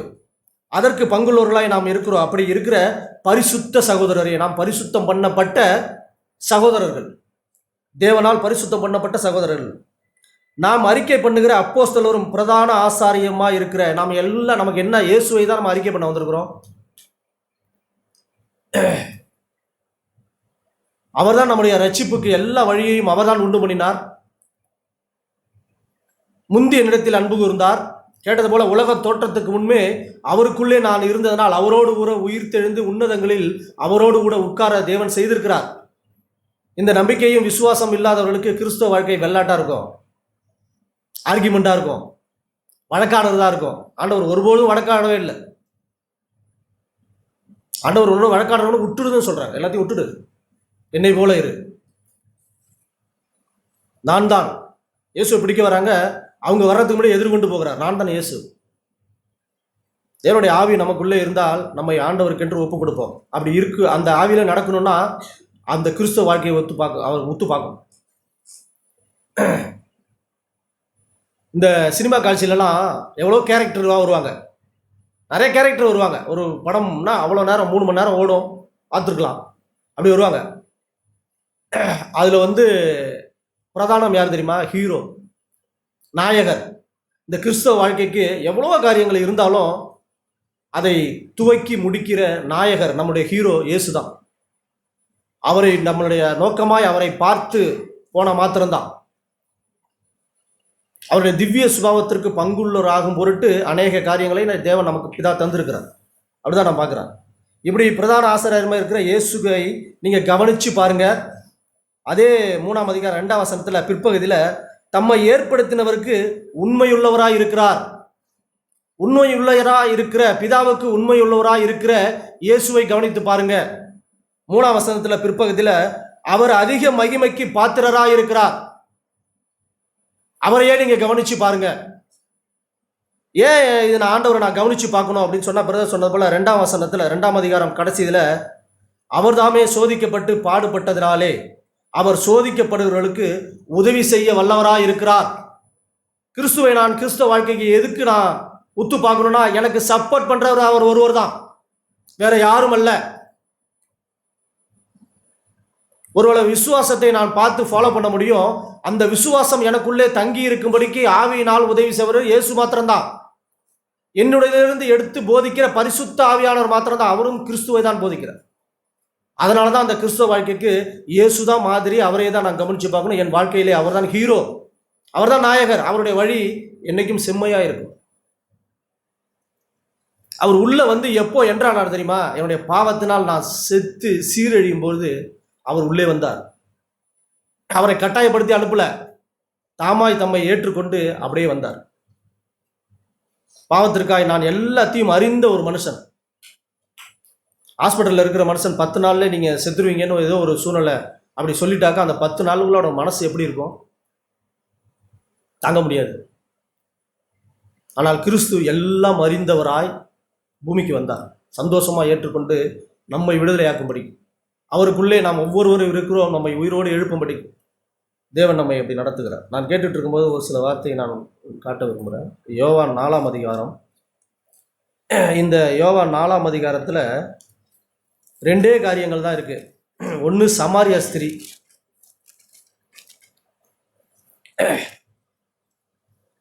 இன்னொன்று ஒரு மனுஷன் குணமாக்கும்படி தேவனிடத்தில் வந்த ஒரு காரியம்தான்.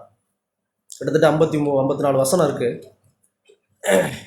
நான் இந்த சமாரியா ஸ்திரியை குறித்து நான் மீண்டும் மீண்டும் படிக்கிறப்போ எனக்கு ரொம்ப உற்சாகமாய் சந்தோஷமாய் இருந்ததை நான் இப்படி பகிர்ந்து கொள்ள விரும்புகிறேன். ஆண்டவர் 100% மனுஷனாய் 100% தேவனாய் இருந்ததை இந்த 4ஆம் அதிகாரத்துல நான் பார்க்கிறேன். 6ஆம் வசனத்துல இயேசு யாக்கோபுடைய கிணறு இருந்தது. இயேசு பிரயாணத்தினால் இளைப்படைந்தவராய் அந்த கிணற்று அருகே உட்கார்ந்தார். ஒரு இளைப்படைந்தவராய், அவ்வளோ தூரம் பிரயாணம், சாப்பிடல, மத்தியான வேலை, ஒரு கிணத்து அருகே உட்கார்கிறார். 8ஆம் வசனத்துல தண்ணி முள்ள அந்த ஒரு ஸ்திரீ, சமாரிய ஸ்திரீ வர்றாங்க. அவங்ககிட்ட பார்த்து ஆண்டவர் ஒரு வார்த்தை தான், தாகத்துக்கு தா, தாகமா இருக்கு தா. ஏன்னா ஆண்டவர் உட்கார்ந்துருக்க பார்த்தாவே அவ்வளோ டயர்டாய், இளைப்படைந்தவராய், எல்லா இளைப்படைந்தவருக்கும் உதவி செய்ய அவர் வல்லவராய் இருக்கிறார்.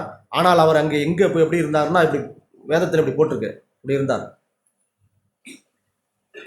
அந்த ஸ்திரீ அவருடைய ட்ரெஸ்ஸை பார்த்துருப்பாங்கன்னு நினைக்கிறேன். நீர் யூதனா இருக்க, வேற எதுவும் தெரியல, யாருன்னு தெரியாது, எனக்கு தெரியல, ஆனா இப்ப எனக்கு அப்படியே ஆண்டவர் சொல்லு, எனக்கு அப்படிதான் நான் நினைக்கிறேன். நீர் யூதனா இருக்க 9ஆம் வசனத்துல சமாரியா ஸ்திரீயாகிய என்னிடத்தில் தாகத்துக்கு தா என்று கேட்கலாமா? யூதர்களுக்கும் சமாரியாருக்கும் சம்பந்தமே இல்லை. இவர்கள் உயர்ந்தவர்கள், ரட்சிப்பு யூதர்கள் வழியாய் வரக்கூடியது. இவர்கள் ஒதுக்கப்பட்டு ஒரு ஒரு இதுல இருக்கிறவங்க. இயேசு அவளுக்கு பிரதியுத்தரமாக, நீங்க யூதனாய் இருக்க சமாரியா ஸ்திரீயாகிய என்னிடத்தில் தாகத்துக்கு தா என்று எப்படி கேட்கலாம்? ஒரு கேள்வி, நீங்க என்னிட்ட எப்படி கேட்கலாம், நாங்கள் உங்களுக்கு கொடுக்க கூடாதே அப்படின்னு. அதுக்கு ஆண்டவர் ஒரு பதில் சொல்றாரு பாருங்க. இயேசு அவளுக்கு பிரதியுத்தரமாக, நீர் தேவனுடைய ஈவையும், தேவனுடைய ஈவுனா தேவனுடைய கிருபையையும், அவருடைய நன்மையையும், அவருடைய ஈவையும், அவருடைய பரிந்து பேசுதலையும், அவருடைய சப்போர்ட்டையும், அதான் நான் படிக்கிறேன், அவருடைய ஈவையும் தாகத்துக்கு தா என்று உன்னிடத்தில் கேட்கிறவர் இன்னார் என்பதையும் அறிந்திருந்தாயானால் நீயே அவரிடத்தில் கேட்டிருப்பாய், அவர் உனக்கு ஜீவ தண்ணீரை கொடுத்திருப்பார். இங்க இந்த ஸ்திரீக்கு இயேசு யாருன்னே தெரியல. அப்படி தெரிஞ்சு நீ யாருன்னு என்ன நீ தெரிஞ்சிருந்தாக்கா நீயே ஜீவ தண்ணீரை என்னிடத்திலிருந்து நீ வாங்கியிருப்ப. உனக்கு என்ன தெரியலன்னு சொல்லி அப்படி காரியங்கள் சொல்றாங்க. அதற்கு அந்த ஸ்திரீ, ஆண்டவரே, ஃபர்ஸ்ட் ஆண்டவர்னு சொல்ல, அதுக்கப்புறம் ஆண்டவரே, அவங்க யதார்த்தமா பேசுறாங்க. மொண்டு கொள்ள உம்மிடத்தில் பாத்திரம் இல்லை, கிணறும் ஆழமா இருக்க, பின்ன எப்படி ஜீவ தண்ணீரை நீங்க எப்படி உண்டாக்குவீங்கன்னு கேட்குறாங்க. இல்ல. அப்புறம் இன்னொன்னு சொல்றாங்க, இந்த கிணற்றை எங்களுக்கு தந்த நம்முடைய பிதாவாகிய யாக்கோபை பார்க்கிலும் நீ பெரியவரோ? யாக்கோபு தான் எங்களுக்கு பெருசு, ஆபிரகாம் தான் எங்களுக்கு பெருசு, மோசே தான் எங்களுக்கு பெருசு, அவர்தான் எங்களுக்கு தகப்பன். இயேசுவை அறியாத எல்லாரும் இப்படிதான் கடந்து போனாங்க. யாக்கோபை பாட்டிலும் நீ பெரியவரோ? அவருக்கும் அவருடைய பிள்ளைகள் மிருக ஜீவனுக்கு இது குடிச்சிருக்கிறாங்களே அப்படின்னு சொல்றாங்க. இயேசு அவளுக்கு பிரதியுத்தரமாக, இந்த தண்ணீரை குடிக்கிறவனுக்கு மறுபடியும் தாகம் உண்டாகும். நான் கொடுக்கிற தண்ணீரை குடிக்கிறவனுக்கு ஒருபோதும் தாகம் உண்டாவாது. நான் அவனுக்கு கொடுக்கிற தண்ணீர் அவனுக்குள்ளே நித்திய ஜீவகாலமாய் ஊறுகிற நீரூற்றாய், அவனுக்குள்ளே ஒரு நீரூற்று உண்டாகும்படிக்கு நான் செய்து விடுவேன். அது வெளியில தேட வேண்டியதில்லை. அவனுக்குள்ளே இருந்து அவனை சந்தோஷமாய் நடத்துகிற ஒரு வழிவாசலை நான் உண்டு பண்ணுவேன். அப்படி நடக்கணும்னா என்னை அறியணும், நான் யாருன்னு அறியணும், இயேசுவை கவனித்து பார்க்கணும், அவருக்கே மகிமை உண்டாகட்டும்னு சொல்லணும். அவர் உண்மையுள்ளவராய், வாக்குக்கு உண்மை உள்ளவராய் அவர் நம்மளே கடந்து வருகிறாரே, அவரை பார்க்கணும்னு இங்க சொல்றாங்க. அந்த ஸ்திரீ ஆண்டவரை நோக்கி, ஆண்டவரே, அப்படின்னா தாகம் உண்டாவதை எனக்கு கொடுங்க. அவங்க உரையாடலாம் நிறைய இருக்கு. 19ஆம் வசனத்தில், அப்பொழுது அந்த ஸ்திரீ அவரை நோக்கி, ஆண்டவரே, நீர் தீர்க்கதரிசி என்று காண்கிறேன். அடுத்த ஒரு ஸ்டெப்பு, இயேசுவை அறிகிற அந்த ஸ்திரீ ஃபர்ஸ்ட், உங்களுக்கு எனக்கு சம்பந்தம் இல்லை, என்னட்டு எப்படி தண்ணி கேட்குறீங்கன்னு கேட்குறாங்க. அடுத்த ஒரு காரியத்தை சொல்லும் போது ஆண்டவரேன்னு சொல்றாங்க. அவருடைய வாழ்க்கையை வெளிப்படுத்தும் பொழுது, நீர் தீர்க்கதரிசி, ஏதோ தரிசனம் கண்டது போல அப்படியே உண்மையை சொன்னீங்களே, நீங்க தீர்க்கதரிசின்னு நான் உங்களை பார்க்கிறேன். எங்கள் பிதா இந்த மலையிலே தொழுது கொண்டு வந்தார்கள், நீங்கள் எருசலேமில் இருக்கிற ஸ்தலத்திலே தொழுது கொள்ள வேண்டும் என்றீர்களே அப்படின்னா ஒரு உரையாடல் நடந்திருக்கும். அப்போ அவங்க கேட்டுட்டு சொல்றாங்க. அதற்கு இயேசு, ஸ்திரியே, நான் சொல்லுகிறதை நம்பு, நான் சொல்றதை நம்பு. விசுவாசம், அதுதான் விசுவாசம். நான் சொல்றதை நம்பு, நீங்கள் இந்த மலையில் எருசலேமில் மாத்திரமல்ல எங்கும் பிதாவை தொழுது கொள்ளும் காலம் வரும். நீங்கள் அறியாததை தொழுது கொள்கிறீர்கள், நாங்கள் அறிந்திருக்கிறதை தொழுது கொள்கிறோம். ஏனென்றால் ரட்சிப்பு யூதர்கள் வழியாய் வருகிறதுன்னு அவங்களுக்கு தெரிஞ்ச மாதிரியே, அவங்களுக்கு புரிஞ்சுக்கிற மாதிரியே ஒரு சில காரியத்தை ஆண்டவர் சொல்கிறார். அது மாத்திரம் இல்லை, உண்மையாய் தொழுது கொள்கிறவர்கள் பிதாவை ஆவியோடும் உண்மையோடும் தொழுது கொள்ளும் காலம் வரும், அது இப்பொழுதே வந்திருக்கிறது. தம்மை தொழுது கொள்கிறவர்கள் இப்படிப்பட்டவர்களாய் இருக்கும்படிக்கு பிதாவானவர் விரும்புகிறார். எங்க இந்த மலையில போயோ, இந்த தொழுவத்துல போயோ, இந்த கோயில்ல போயோ தொழுது கொள்ள பிதாவானவர் விரும்பல. தேவன் ஆவியா இருக்கிறார், ஆண்டவர் ஆவியா இருக்கிறார். அவரை தொழுது கொள்கிறவர்கள் ஆவியோடும் உண்மையோடும் அவரை தொழுது கொள்ள வேண்டும். அந்த ஆவி இயேசுவினிடத்தில் வந்தது, அந்த உண்மை அவர் நமக்கு தந்தது, இல்லைன்னா அவருக்குள்ளே இருந்தது. அப்படி ஒரு கிறிஸ்தவன் அப்படி தொழுது கொண்டான்னா அவன் ஆவியோடும் உண்மையோடும் பிதாவை மகிமைப்படுத்துவான். கிறிஸ்துக்குள்ளே இருந்து பிதாவை மகிமைப்படுத்துவான். இதை நம்ம பார்க்குறோம். அந்த ஸ்திரீ அவரை நோக்கி, அடுத்து அவங்க யதார்த்தமா ஒரு உரையாடல் நடக்குது. அந்த ஸ்திரீ அவரை நோக்கி, கிறிஸ்து எனப்படுகிற மேசியா வருகிறார் என்று அறிவேன். அவர் வரும்பொழுது எல்லாவற்றையும் நமக்கு அறிவிப்பார். மேசியா உட்கார்ந்துருக்கிறார், அவர் தான் பேசுறாரு. தெரியல அவங்களுக்கு. நாமும் கிறிஸ்தவர்களா இருக்கிறோம், யாரை உத்து பார்த்து போகணும்னு தெரியல எனக்கு. எதையோ பார்த்து போனா நான் நித்திய ஜீவன் அடைஞ்சிருவோம், எதையோ பார்த்து போனா நான் கிறிஸ்துவின் ஜீவன் அடைஞ்சிருவோம், அவருடைய சுபாவம் எனக்கு வந்துடும், இயேசு போல நான் எல்லாவற்றையும் ஏற்றுக்கொண்டு என்னை இதை நான் ஒப்படைக்க வருவேன்னா இல்லை, நடக்காது. அது ஒருபோதும் நடக்காது. கிறிஸ்துவை மாத்திரம்தான் பார்க்கணும். அதற்கு இயேசு, உன்னுடனே பேசுகிற நான் தான் அவர் என்று சொல். உடனே அந்த ஸ்திரீ ஊருக்குள்ள ஓடிட்டாங்க. அதுக்கு இடையில சீசர்கள் வர்றாங்க. அவர் 100% மனுஷனாய் இல்லாமல் தேவனாய் இருந்ததை இங்கே காரியங்கள் வெளிப்படுத்துறாங்க. அந்த இவங்க ஸ்திரீ போய், நான் செய்த எல்லாவற்றையும் ஒரு மனுஷன் எனக்கு சொன்னார், அவரை வந்து பாருங்கள், அவர் கிறிஸ்து தானோ. ஒரு விஷயம் புரியுது, புரிய ஆரம்பிக்குது. அப்பொழுது ஊரிலிருந்து அவர் புறப்பட்டு வந்தாங்க. இப்படி நடக்கையில், ரபி போஜனம் சாப்பிடுங்க அப்படின்னு பண்டம் வாங்கிட்டு வந்துட்டாங்க சாப்பிட்றதுக்கு. அதற்கு அவர், நான் புசிப்பதற்கு நீங்கள் அறியாத ஒரு போஜனம் எனக்கு உண்டு. நான் மனுஷன் அல்ல, இதனால் மாத்திரமல்ல, அப்பத்தினால் மாத்திரமல்ல, தேவனுடைய ஒவ்வொரு வார்த்தையிலும் அவருடைய சித்தம் செய்வதே எனக்கு உண்டாகிற ஒரு திருப்தி, ஒரு சந்தோஷம். அவர் இளைப்படைந்தவராய் வந்து இவ்வளோ உரையாடலுக்கு மத்தியில் இந்த வசனத்தை சொல்ல, கிறிஸ்து இயேசு ஆவியினால் நிறைந்து மகிமை பொருந்தியவராய் பிதாவின் சித்தத்தை செய்து முடிப்பவராய் அப்படியே கடந்து வந்து அந்த காரியத்தை சீசர்களிடத்தில் சொல்றாங்க. புசிப்பதற்கு ஒரு போஜனம் உண்டு. 34 இயேசு அவர்களை நோக்கி, நான் என்னை அனுப்பினவருடைய சித்தத்தின்படி செய்து அவருடைய கிரியை செய்து முடிப்பதே என்னுடைய போஜனமா இருக்கிறதாகட்ட ஒரு விஷயத்த சொல்றாங்க. அப்படியே பெரட்டிக்கிட்டீங்கன்னா அந்த ஸ்திரீ போய் இவங்க சீசர்கள்ட்ட ஒரு சில உரையாடல் நடக்குது. 39ஆம் வசனத்துல, நான் செய்த எல்லாவற்றையும் எனக்கு சொன்னார் என்று சாட்சி சொன்ன அந்த ஸ்திரீயினுடைய வார்த்தை நிமித்தம் அந்த ஊரில் உள்ள சமாரியரில் அநேகர் அவர் மேல் விசுவாசம் வைத்தார்கள். அந்த ஸ்திரீ சொன்ன வார்த்தையின் நிமித்தமாய் சொல்லி போய் சொன்னாங்களே, ஓ இவ்வளோ உண்மையை சொல்லிட்டாரா அப்படின்னு சொல்லி அவர் மேல் விசுவாசம் வச்சாங்க. சமாரியர் அவரிடத்தில் வந்து, எங்கள்கிட்ட தங்கிங்கார் என்றால் தங்கிட்டு போங்கன்னு சொல்றாங்க. அப்போ அவருடைய உபதேசத்தின் நிமித்தம் இன்னும் அநேகர் பேர் விசுவாசித்து ஒரு வார்த்தையை சொல்றாங்க. அந்த ஸ்திரியை நோக்கி, உன் சொல்லி நிமித்தம் அல்ல, யாரோ சொன்னதை நான் கேட்டதுனால அல்ல, எங்க அப்பா அம்மா சபைக்கு போறாங்க அதனால நான் வந்ததுனால அல்ல, என் பிள்ளைங்க சபைக்கு போறாங்க அதனால அவங்க கூப்பிட்டதுனால வந்தனே அதனால அல்ல, இயேசுவை நானே பார்த்தேன். இயேசுவை பார்த்தால் மாத்திரம்தான் கிறிஸ்துவுக்குள்ளே ஒரு உண்மையாய் அவரை தொழுது கொள்ள முடியும், ஆவியோடும் உண்மையோடும். இந்த வந்த அந்த ஜனங்கள் என்ன சொன்னாங்க, நீ சொன்ன சரிதான், ஆனா உன்னுடைய உபதேசத்தை கேட்டல்ல, நீ சொல்லி உன்னுடைய சொல்லி நிமித்தம் அல்ல, அவருடைய உபதேசத்தை நாங்களே கேட்டோம்.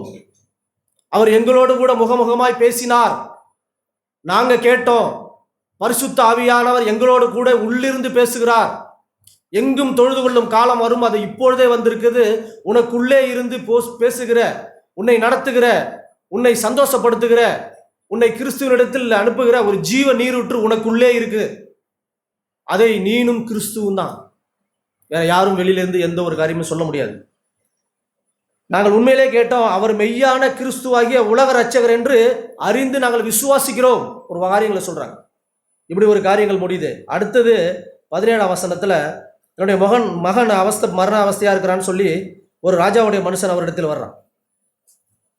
ஆண்டவர் அதை அவன் வந்து அந்த சீரியஸ்னஸை புரிஞ்சிக்கலன்னா அங்கே அப்படிதான் நடக்குது. தேவனுக்கு எல்லாம் தெரியும், ஆனால் அப்படி ஒரு காரியங்கள் நடக்குது. அவன் என்ன சொல்றான்னா 47ஆம் வசனத்தில் நடுப்பகுதியில் பிற்பகுதியில், அவனை என் மகன் இப்படி இருக்கிறான், மரண அவஸ்தையா இருக்கிறபடினால் அவனை குணமாக்க வரும்படி வர வேண்டும் என்று அவரை வேண்டிக் கொண்டான். அவனை குணமாக்கும்படி வேண்டிக்கிறான். அப்போ ஆண்டவர் வந்து நீங்க அடையாளத்தையும் அற்புதத்தையும் காணாமட்டா விசுவாசிக்க மாட்டீங்க அப்படின்னு சொல்லி ஏதோ ஒரு காரியத்தை பேச வரும்போது அந்த மனுஷன் இன்னும் சீரியஸாய், அதற்கு ராஜாவின் மனுஷன், ஆண்டவரே என் பிள்ளை சாவறதுக்குள்ள நீங்க வந்துடணும்.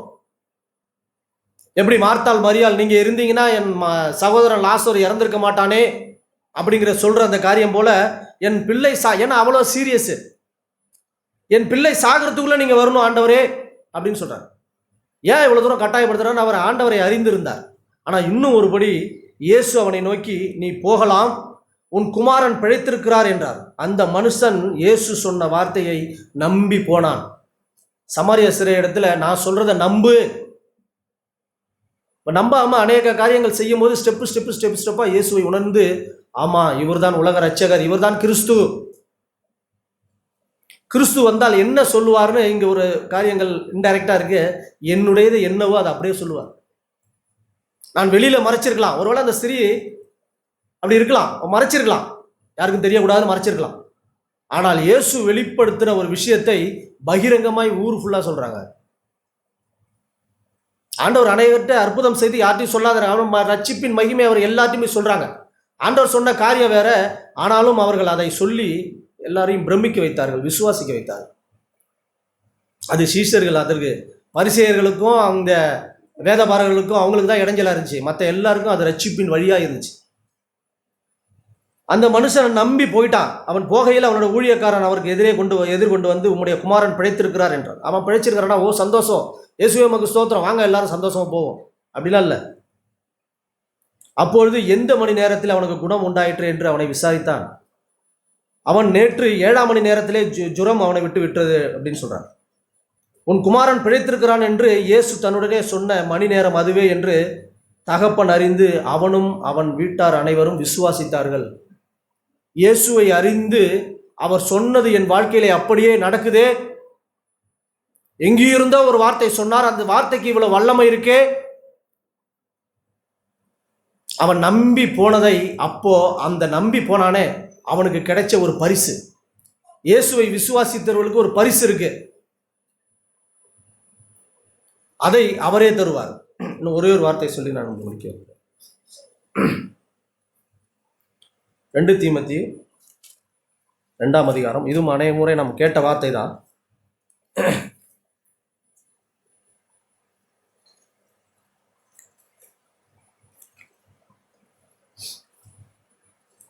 12ஆம் வசனத்தில் அப்போஸ்தலன் பவுல் என்ன சொல்றாருன்னா, அநேக காரியங்களை ஆண்டவருடைய அந்த ஆவியினாலும் அந்த தீமோத்தேயுக்கு அநேக காரியங்களை புத்தி சொல்லி, அது நிமித்தம் நான் இந்த பாடுகளை அனுபவிக்கிறேன், ஆயினும் நான் வெட்கப்படுகிறதில்லை, ஏனென்றால் நான் விசுவாசிக்கிறவர் இன்னார் என்று அறிவேன். சமாரிய ஸ்திரியோடு ஆண்டவர் சொல்றார், தாகத்துக்கு தான்னு கேட்கிற நான் யாருன்னு இன்னார் என்று நீர் அறிந்தால் என்னிடத்தில் ஒரு காரியத்தை நீனே கேட்டிருப்ப. தன்னை ஒப்பு கொடுத்து பவுல் வாழ்ந்த வாழ்க்கை எல்லாவற்றையும் இயேசுவினிடத்தில் ஒன்று ஒப்பு கொடுத்தார். அவர் ஒப்பு கொடுத்தது என்ன அப்படின்னா, இயேசுவை அறிந்த பிறகு அவர் ஒப்பு கொடுத்தது ஒரே விஷயம்தான். என்ன அப்படின்னா, நான் அல்ல, நான் இல்லை, என்னிடம் இருக்கிற எதுவும் ஒன்றுமில்லை, இது கிறிஸ்துவோடைய வாழ்க்கைக்கு, ரட்சிப்பின் வழிகளுக்கு, தேவனுடைய சுபாவத்திற்கு, அவருடைய ஆவிக்கு இது செல்லாது, குப்பை, இதை வச்சு நான் பழைக்க முடியாது, கிறிஸ்துவ வாழ்க்கை என்னுடைய சாமர்த்தியமோ என்னுடைய காரியமோ வச்சு நான் பழைக்க முடியாது அப்படின்னு அறிந்த ஒரு மனுஷன் இங்கே சொல்லுகிறார், நான் வெட்கப்பட்டு போக மாட்டேன், ஏனென்றால் நான் விசுவாசிக்கிறவர் இன்னார் என்று அறிவேன். நான் அவரிடத்தில் ஒப்பு கொடுத்ததை அவர் அந்நாள் வரைக்கும் காத்துக்கொள்ள வல்லவராய் இருக்கிறார் என்று நிச்சயத்திருக்கிற எனக்கு ஒரு கன்ஃபார்மா ஒரு செய்தி தெரியுங்க, யாரும் அதை கலைக்க முடியாது. அந்த செய்தி தெரிஞ்சதுனால தான் இந்த உலக எல்லா காரியத்தையும் நான் விட்டுட்டு வந்துட்டேன். அது எந்த மனுஷனும் எனக்கு கொடுக்கல. நான் ஒரு சில வெளியரங்கமான நீதியினால, ஒரு சில கட்டளையினால நான் எல்லா காரியத்தையும் செஞ்சது சரிதான். ஆனால் கிறிஸ்துவை அறிந்த பிறகு எனக்கு அதுதான் நீதியா மாறிட்டு, இதெல்லாம் குப்பையா மாறிட்டு. அப்படி எனக்கு ஒரு நிச்சயம் இருக்கு, அவர்கிட்ட கொடுத்துருக்கிறேன்.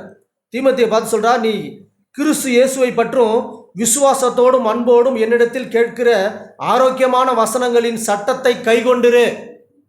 நான் சொல்றது அப்படியே நீ கொஞ்சம் கை கொண்டு ஃபாலோ பண்ணு. என்ன ஃபாலோ பண்ணு? ஆண்டவரை தான் இயேசுக்கு அடுத்தது பவுல் தான் சொல்லுகிறார்.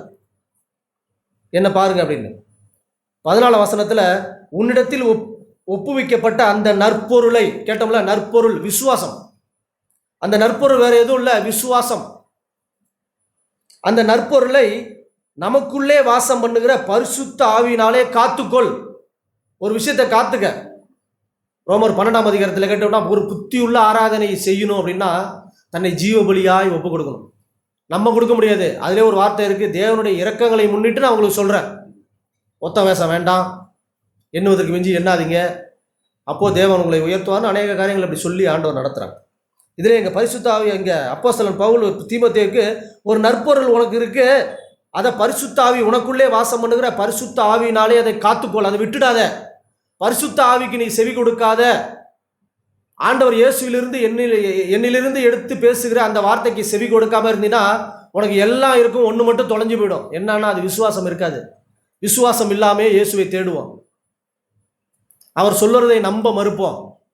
அவர் பக்கத்தில் இருப்பார், அவருக்கே சொல்லுவோம் மேசியா வருவார், அவர் வரும்போது எல்லாத்தையும் சொல்லுவாருன்னு. இல்லை, அந்த ஸ்திரீ உணர்ந்து ரட்சிக்கப்பட்டது போல நாமும் உணரணும். 2ஆம் அதிகாரம் 2 தீமோத்தேயு 2ஆம் அதிகாரம் 1ஆம் வசனத்துல, ஆதலால் என் குமாரனே, நீ கிறிஸ்து இயேசுவில் உள்ள கிருபையில் பலப்படு. கிருபையில நீ பலமாயிரு, வேற எதுல நீ பலப்படணும்னு நினைக்காத. கிறிஸ்து இயேசுக்குள்ளே ஒரு கிருபை இருந்துச்சே, பிதாவை மகிமைப்படுத்தும்படிக்கு வந்த கிருபை, எல்லாரையும் ரட்சித்துக் கொள்ளும்படிக்கு வந்த கிருபை. அது மனுஷன் தர முடியாத ஒரு தேவ சமாதானமாய், ஒரு சந்தோஷமாய், ஒரு இளைப்பாறுதலுக்கு வந்துச்சே. அந்த கிருபையிலே நீ பலப்படு, உன்னை காத்துக்கொள், நீ உற்சாகப்படு. 3ஆம் அதிகாரம் 5ஆம் வசனத்துல பிரதர் சொன்னது போல நான் வாசிக்கிறேன், அதை வார்த்தை திரும்பி வாசிக்கிறேன். தேவ பக்தியின் வேஷத்தை தரித்து அதன் பலனை மறுதளிக்கிறவர்களாய் இருப்பார்கள். இப்படிப்பட்டவர்களை விட்டு நீ விலகிடு. உன்னை நீ ஃபாலோ பண்ணிக்க, உன்னை காத்துக்கொள்ளு, உன்னை அதுக்காக பிரயாசப்படு. ஒரு கூட்டம் இருக்கும், அதை விட்டு நீ விலகிடு, அதுல சேராத. அது என்னன்னா, அந்த நற்பொருளை துளைத்தவர்களாய், தேவ வாய்க்கும் கையுக்கும் இயேசு சபைக்கு போற எல்லாம் இருக்கும், ஆனா அந்த கிருபைக்குள்ளே இருக்கிற ஒரு வாழ்க்கை இருக்கே, அந்த பலன் இருக்கே, அதை தொலைச்சிருவாங்க, அதை தொலைச்சிருப்பாங்க. அவங்களுடைய இனம் கண்டு கொண்டு, அவருடைய ஆவியை புரிந்து கொண்டு அவரோட நீங்க கமிட் ஆகாத, ஐக்கியப்பட முடியாது. ஆண்டவரே உணர்த்தி ஒரு சில காரியத்தை செய்து முடிக்காத பட்சத்தில் தொடங்கிக்கிட்டே தான் இருக்கும்.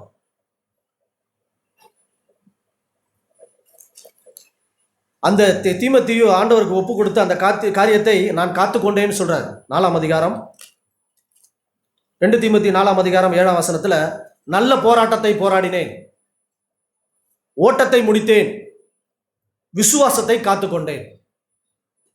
இது முதல் நீதியின் கிரீடம் எனக்காக வைக்கப்பட்டிருக்கிறது. நீதியுள்ள நியாயாதிபதியாகிய கர்த்தர் அந்நாளிலே அதை எனக்கு தந்தருளுவார். எனக்கு மாத்திரமல்ல, அவர் பிரசன்னமாகுதலை விரும்பும் யாவருக்கும் அதை தந்தருளுவார். யாருக்கு கிடைக்கும்? என்ன கிடைக்குதோ என்ன கிடைக்கலையோ, விசுவாசம் கடைசி காலம் வரைக்கும், நாம் சாகு வரைக்கும் ஒரு நிலைச்சிருக்கணும் அப்படின்னா அவருடைய பிரசன்னமாகுதலை, அவரை கிறிஸ்துவுக்குள்ளே என்ன இருக்கு, கொலைசையில் வாசிக்கிறோம், உன்னதங்களில் ஜீவன் அவருக்குள்ளே இருக்கு. மேலானவைகளை நோக்கி பார்க்கும்படிக்கு தேவன் நம்மை தெரிந்து கொண்டார். என்னுடைய ஜீவன் அவருக்குள்ளே மறைஞ்சிருக்கு. அவர் அவர் அவர் மரிக்கும் பொழுது நானும் என்னுடைய சுயத்திற்கு மரித்து அவர் உயிர்த்தெழும்போது அவரோடு கூட அவருடைய திவ்ய சுபாவத்திற்கு பங்குள்ளவனாய் நான் உயிர்த்தெழுந்தேன். இப்போ அவரோடு கூட மகிமையிலே நான் உட்காரும்படிக்கு அநேக வழிவாசலை தேவன் எல்லாவற்றுக்கும் முன்பாய் செய்து முடித்து விட்டார். அதை நான் விசுவாசிக்கணும் அப்படின்னா செய்து முடித்தாரே, அவரை நான் ஃபாலோ பண்ணணும், அவ்வளோதான். எபிரேயர் 12:1 நமக்கு நியமித்திருக்கிற ஓட்டத்திலே பொறுமையாய் ஓடணும். விசுவாசத்தை துவக்கி முடிக்க போகிறார் அவர் தான் அந்த நித்தியத்தை நோக்கி, அந்த பூரணத்தை நோக்கி, அந்த பரிபூரணத்தை நோக்கி நாம் தொடர்ந்து ஓடணும். அப்படிதான் வாசிக்கும். இவர் சொல்லுகிறார், நான் அப்படி ஓட்டத்தை முடிச்சுட்டேன், விசுவாசத்தை நான் காத்துக்கொண்டேன், எனக்கு எதுவுமே இல்லை, இப்போ நான் ஒன்று மாத்திரம் வச்சிருக்கிறேன், விசுவாசம். அந்த நற்பொருளை நான் ஏன் காத்துக்கிட்டேன் தெரியுமா? அவரிடத்தில் ஒப்பு கொடுத்தேன். அதனால தான் இது பத்திரமா எனக்குள்ள இருந்துச்சு. நான் இப்படி வாசிக்கிறேன். அதை எனக்கு அங்கே போய் ஆண்டவர் கொடுப்பாரு. அது என்ன கொடுப்பாருன்னா, நீதியின் கிரீடம். நீதினா கிறிஸ்து. அவர் கிரீடமாய் மகிமையிலே என்னை சேர்த்துக் கொள்வார். அவருடைய மகிமைக்குள்ளே உண்மையும் உத்தமும் உள்ள ஊழியக்காரனே வா. இங்கே சுவிசேஷம் அநேகமா இருக்கு. மத்தேயு, மார்க்கு, லூக்கா, யோவான் முடியுது. அதோட அப்போஸ்தல உடன்படிக்கை ஆரம்பிச்சிலிருந்து பவுல் அப்போஸ்தலன் இந்த புது உடன்படிக்கை கிறிஸ்துவின் அன்பை புரிந்து கொண்டவராய் அதை பிரகடனப்படுத்துகிறார். அப்போஸ்தல ஊழியங்கிறது ஆண்டவருடைய ஆவியினால் அவருடைய அன்பை புரிந்து கொண்டவர்கள் வாழ்கிற வாழ்க்கையிலே யதார்த்தமான காரியத்திலே சொல்லி, எல்லாருக்கும் சுவிசேஷமாய் சொல்லி கிறிஸ்துவை நற்கந்தமாய் பரப்புகிற ஒரு காரியத்தை இங்க பாதி சாப்டர் புது உடன்படிக்கையிலே பாதி காரியத்தை பவுல் பொறுப்படுத்திருக்கிறார். எபிரேயர் வரைக்கும் பவுல் பொறுப்படுத்திருக்கிறார். அதுக்கப்புறம் பேதுரு, யாக்கோபு, யோவான், வெளிப்படுத்தினதை பார்த்த யோவான், இவங்க தான். பாக்கி எல்லாமே முழுக்க முழுக்க எல்லா சபைக்கும் பொறுப்புள்ளவர்களாய், அவ்வளோ சூழ்நிலையிலே இயேசு போல கடந்து போன போதும் அவர் பொறுப்புள்ளவராக எல்லாவற்றையும் அப்படி காரியங்களை எழுதுகிறார். அப்படி எழுதும்போது தான், இந்த காரியமும் அப்படி எழுதும்போது தான் ஆண்டவர் இங்கே சொல்றார், இது முதல் நீதியின் கிரீடம் எனக்காக வைக்கப்பட்டிருக்குது அப்படின்னு சொல்லி அவர் எனக்கு தருவார், அந்நாளிலே எனக்கு தந்தருள்வார். எனக்கு மாத்திரமல்ல, அவருடைய பிரசன்னமாகுதலை, அவரை விரும்புகிற, அவருடைய ஆவியை விரும்புகிற, எங்கும் பிதாவை தொழுது கொள்ளும் காலம் வரும், அது இப்பொழுதே வந்திருக்கு. அது ஏதோ மலைகளிலோ கோயிலிலோ வேற எங்கேயுமே இல்லை, வெளியிலே இல்லை, உனக்குள்ளே ஆவியோடும் உண்மையோடும் தொழுது கொள்ளும் காலம் வந்திருக்கே. அதுக்குள்ளே நீ சந்தோஷப்பட்டு அந்த பிரசன்னமாகுதல், அவர் எனக்குள்ளே வந்திருக்கிறாரே, என்னை ஏற்றுக்கொண்டிருக்கிறாரே. நான் என்ன பாக்கியம் செஞ்சேன் ஆண்டவரே? ஒன்றும் இல்லையே. அவர் பிரசன்னமாகுதலை விரும்புகிற யாவருக்கும் அதை நிச்சயமாய் தருவார். வார்த்தை ஞாபகம் வருது, கொஞ்சம் டைம் எடுத்துக்கிறாங்க, சொல்லிட்டு போகிறேன். பிலிப்பியர்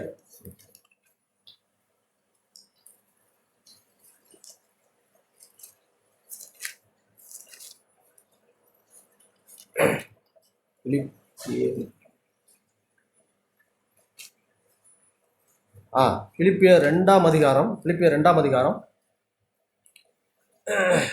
5ஆம் வசனத்துல, கிறிஸ்து இயேசுவில் இருந்த சிந்தையே உங்களுக்கு இருக்க கடவுது. கிறிஸ்து இயேசுவில் இருந்த சிந்தை எனக்கு எப்படிங்க வரும்? கிறிஸ்துவை பார்த்தாதான் வரும், இயேசுவை பார்த்தாதான் வரும்.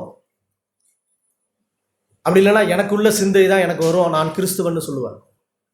எனக்குள்ளே பலன் இருக்காது, எனக்கு ஒரு லாபம் இருக்காது, எனக்கு ஒரு நித்திய நம்பிக்கை இருக்காது, ஆனால் நான் கிறிஸ்துவன்னு சொல்லுவேன். கிறிஸ்து இல்லாத கிறிஸ்தவர்கள், விசுவாசம் இல்லாத விசுவாசிகள், சபையில 2 கூட்டத்தார். ஒருபோதும் அந்த கூட்டத்துக்கு பவுல் அப்போஸ்தலன் தீமோத்தேயுக்கு சொன்ன புத்தி போலதான்,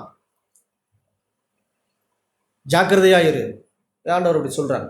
சொல்லி 19ஆம் வசனத்துல, பிலிப்பியர் 2ஆம் அதிகாரம் 19ஆம் வசனத்துல, அவர் பிலிப்பியருக்கு ஒரு சில காரியங்களை இவர் மனதாய் சொல்ல போகிற அந்த காரியத்தை இவர் இப்போ போக முடியல, அப்போஸ்தலன் பவுல் போக முடியல. 19ஆம் வசனத்துல, நானும் உங்கள் செய்திகளை அறிந்து மனம் தேறுதல் அடையும்படிக்கு சீக்கிரமாய் தீமோத்தேயுவை உங்களிடத்தில் அனுப்பலாம் என்று கர்த்தராகிய இயேசுக்குள் நம்பி இருக்கிறேன்.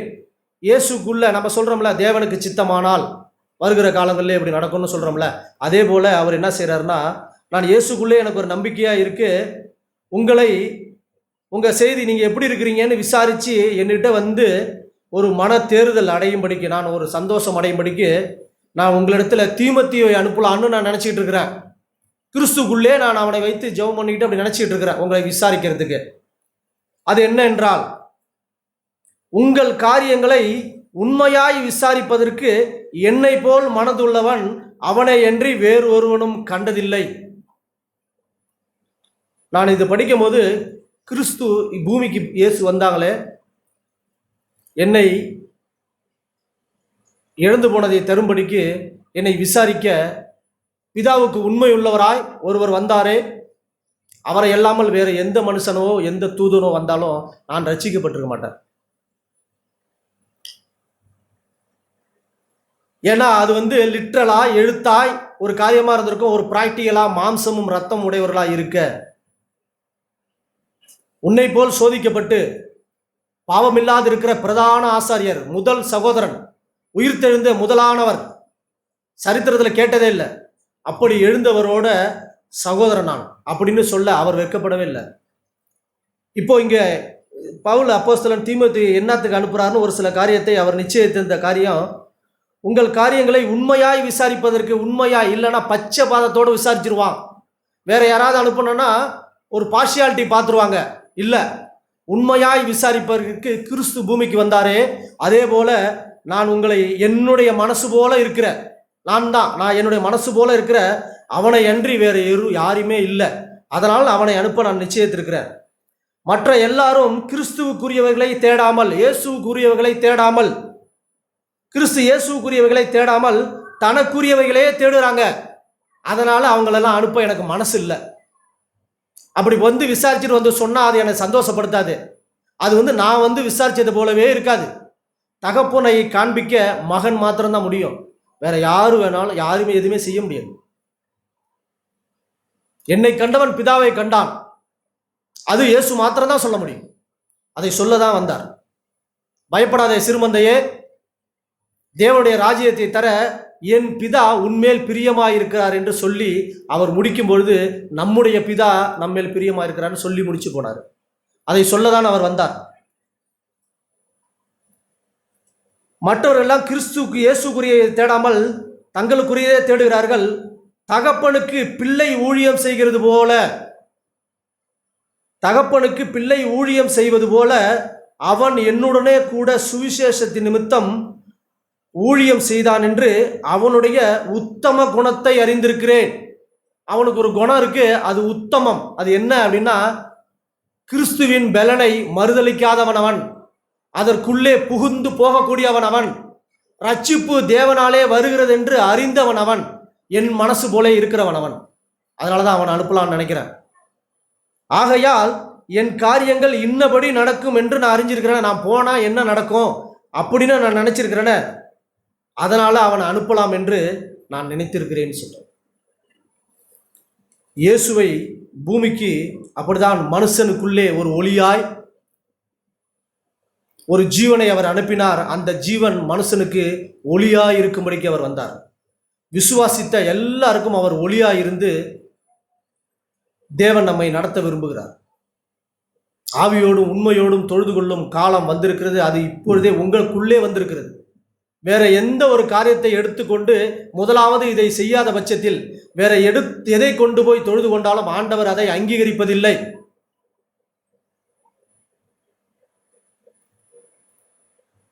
கேட்டோம், இயேசு மரித்து தானா எழுந்திருக்க முடியுமானா முடியும். ஆண்டவர் சொல்றாங்க, நான் இப்போது வேண்டிக் கொண்டால் மேலிருந்து தேவ தூதர்கள் எல்லாத்தையும் இல்லை, அதற்காக நான் வரல, பிதா என்னை அங்கீகரிக்கும்படிக்கு, பிதாவின் சித்தத்தை செய்து முடிக்க புஸ்தக சுருளில் என்னை குறித்து எழுதியிருக்கிறதை நிறைவேற்றவே நான் வந்தேன். ஆண்டவர் அப்படிதான், என்னை குறித்து இயேசு என்ன நிறைவேற்ற நினைச்சிருக்காங்களோ அதை நிறைவேற்ற வந்தேன். சீசரிடத்தில் ஆண்டவர் சொன்னாங்க, எல்லாம் சந்தோஷமா 70 பேர் சந்தோஷமா வராங்க. சந்தோஷமா ஆண்டவரே உங்களுடைய நாமத்தினாலே ஆவிகள் எனக்கு கீழ்ப்படியுது, எல்லாம் காரியங்கள் நானும் பார்த்தேன்ப்பா, அதுக்காக சந்தோஷப்படாதீங்க, பரலோகத்திலே உங்கள் பேர் எழுதியிருக்கு, அதுக்காக சந்தோஷப்படுதுன்னு சொன்னாங்க. பரலோகத்திலே என் பேர் எழுதியிருக்கு அப்படின்னா அதுக்கு இன்னொரு பதம் என்னன்னா, இயேசு என்னை எப்போதும் நினைத்திருக்கிறார். பரலோகத்திலே என்னை குறிப்பு ஒரு நினைவு இருக்கு, நினைச்சிருக்காங்க ஆண்டவர். அதற்கு உண்மையுள்ள நான் இருக்கும்படிக்கு அவரே உற்று பார்த்து அவரே நோக்கி பார்த்து தொடர்ந்து அவருக்குள்ளே நாம் ஜீவன் உள்ளவர்களாய் வாழ்வோம். தேவன் தாமே இந்த வாழ்க்கை வாழ உதவி செய்வார். ஆமாம். ஆண்டவர் பேசின எல்லா நல்ல வார்த்தைகளுக்கும் ஆண்டவருக்கு நான் நன்றி செலுத்துகிறேன். ஆமாம், அவரையே நோக்கி தான் நம்ம ஓடணும். காலையிலேருந்து கேட்ட எல்லா ஜீவனுள்ள வார்த்தைகளுக்காக நன்றி. ரோமருக்கு நிருபம்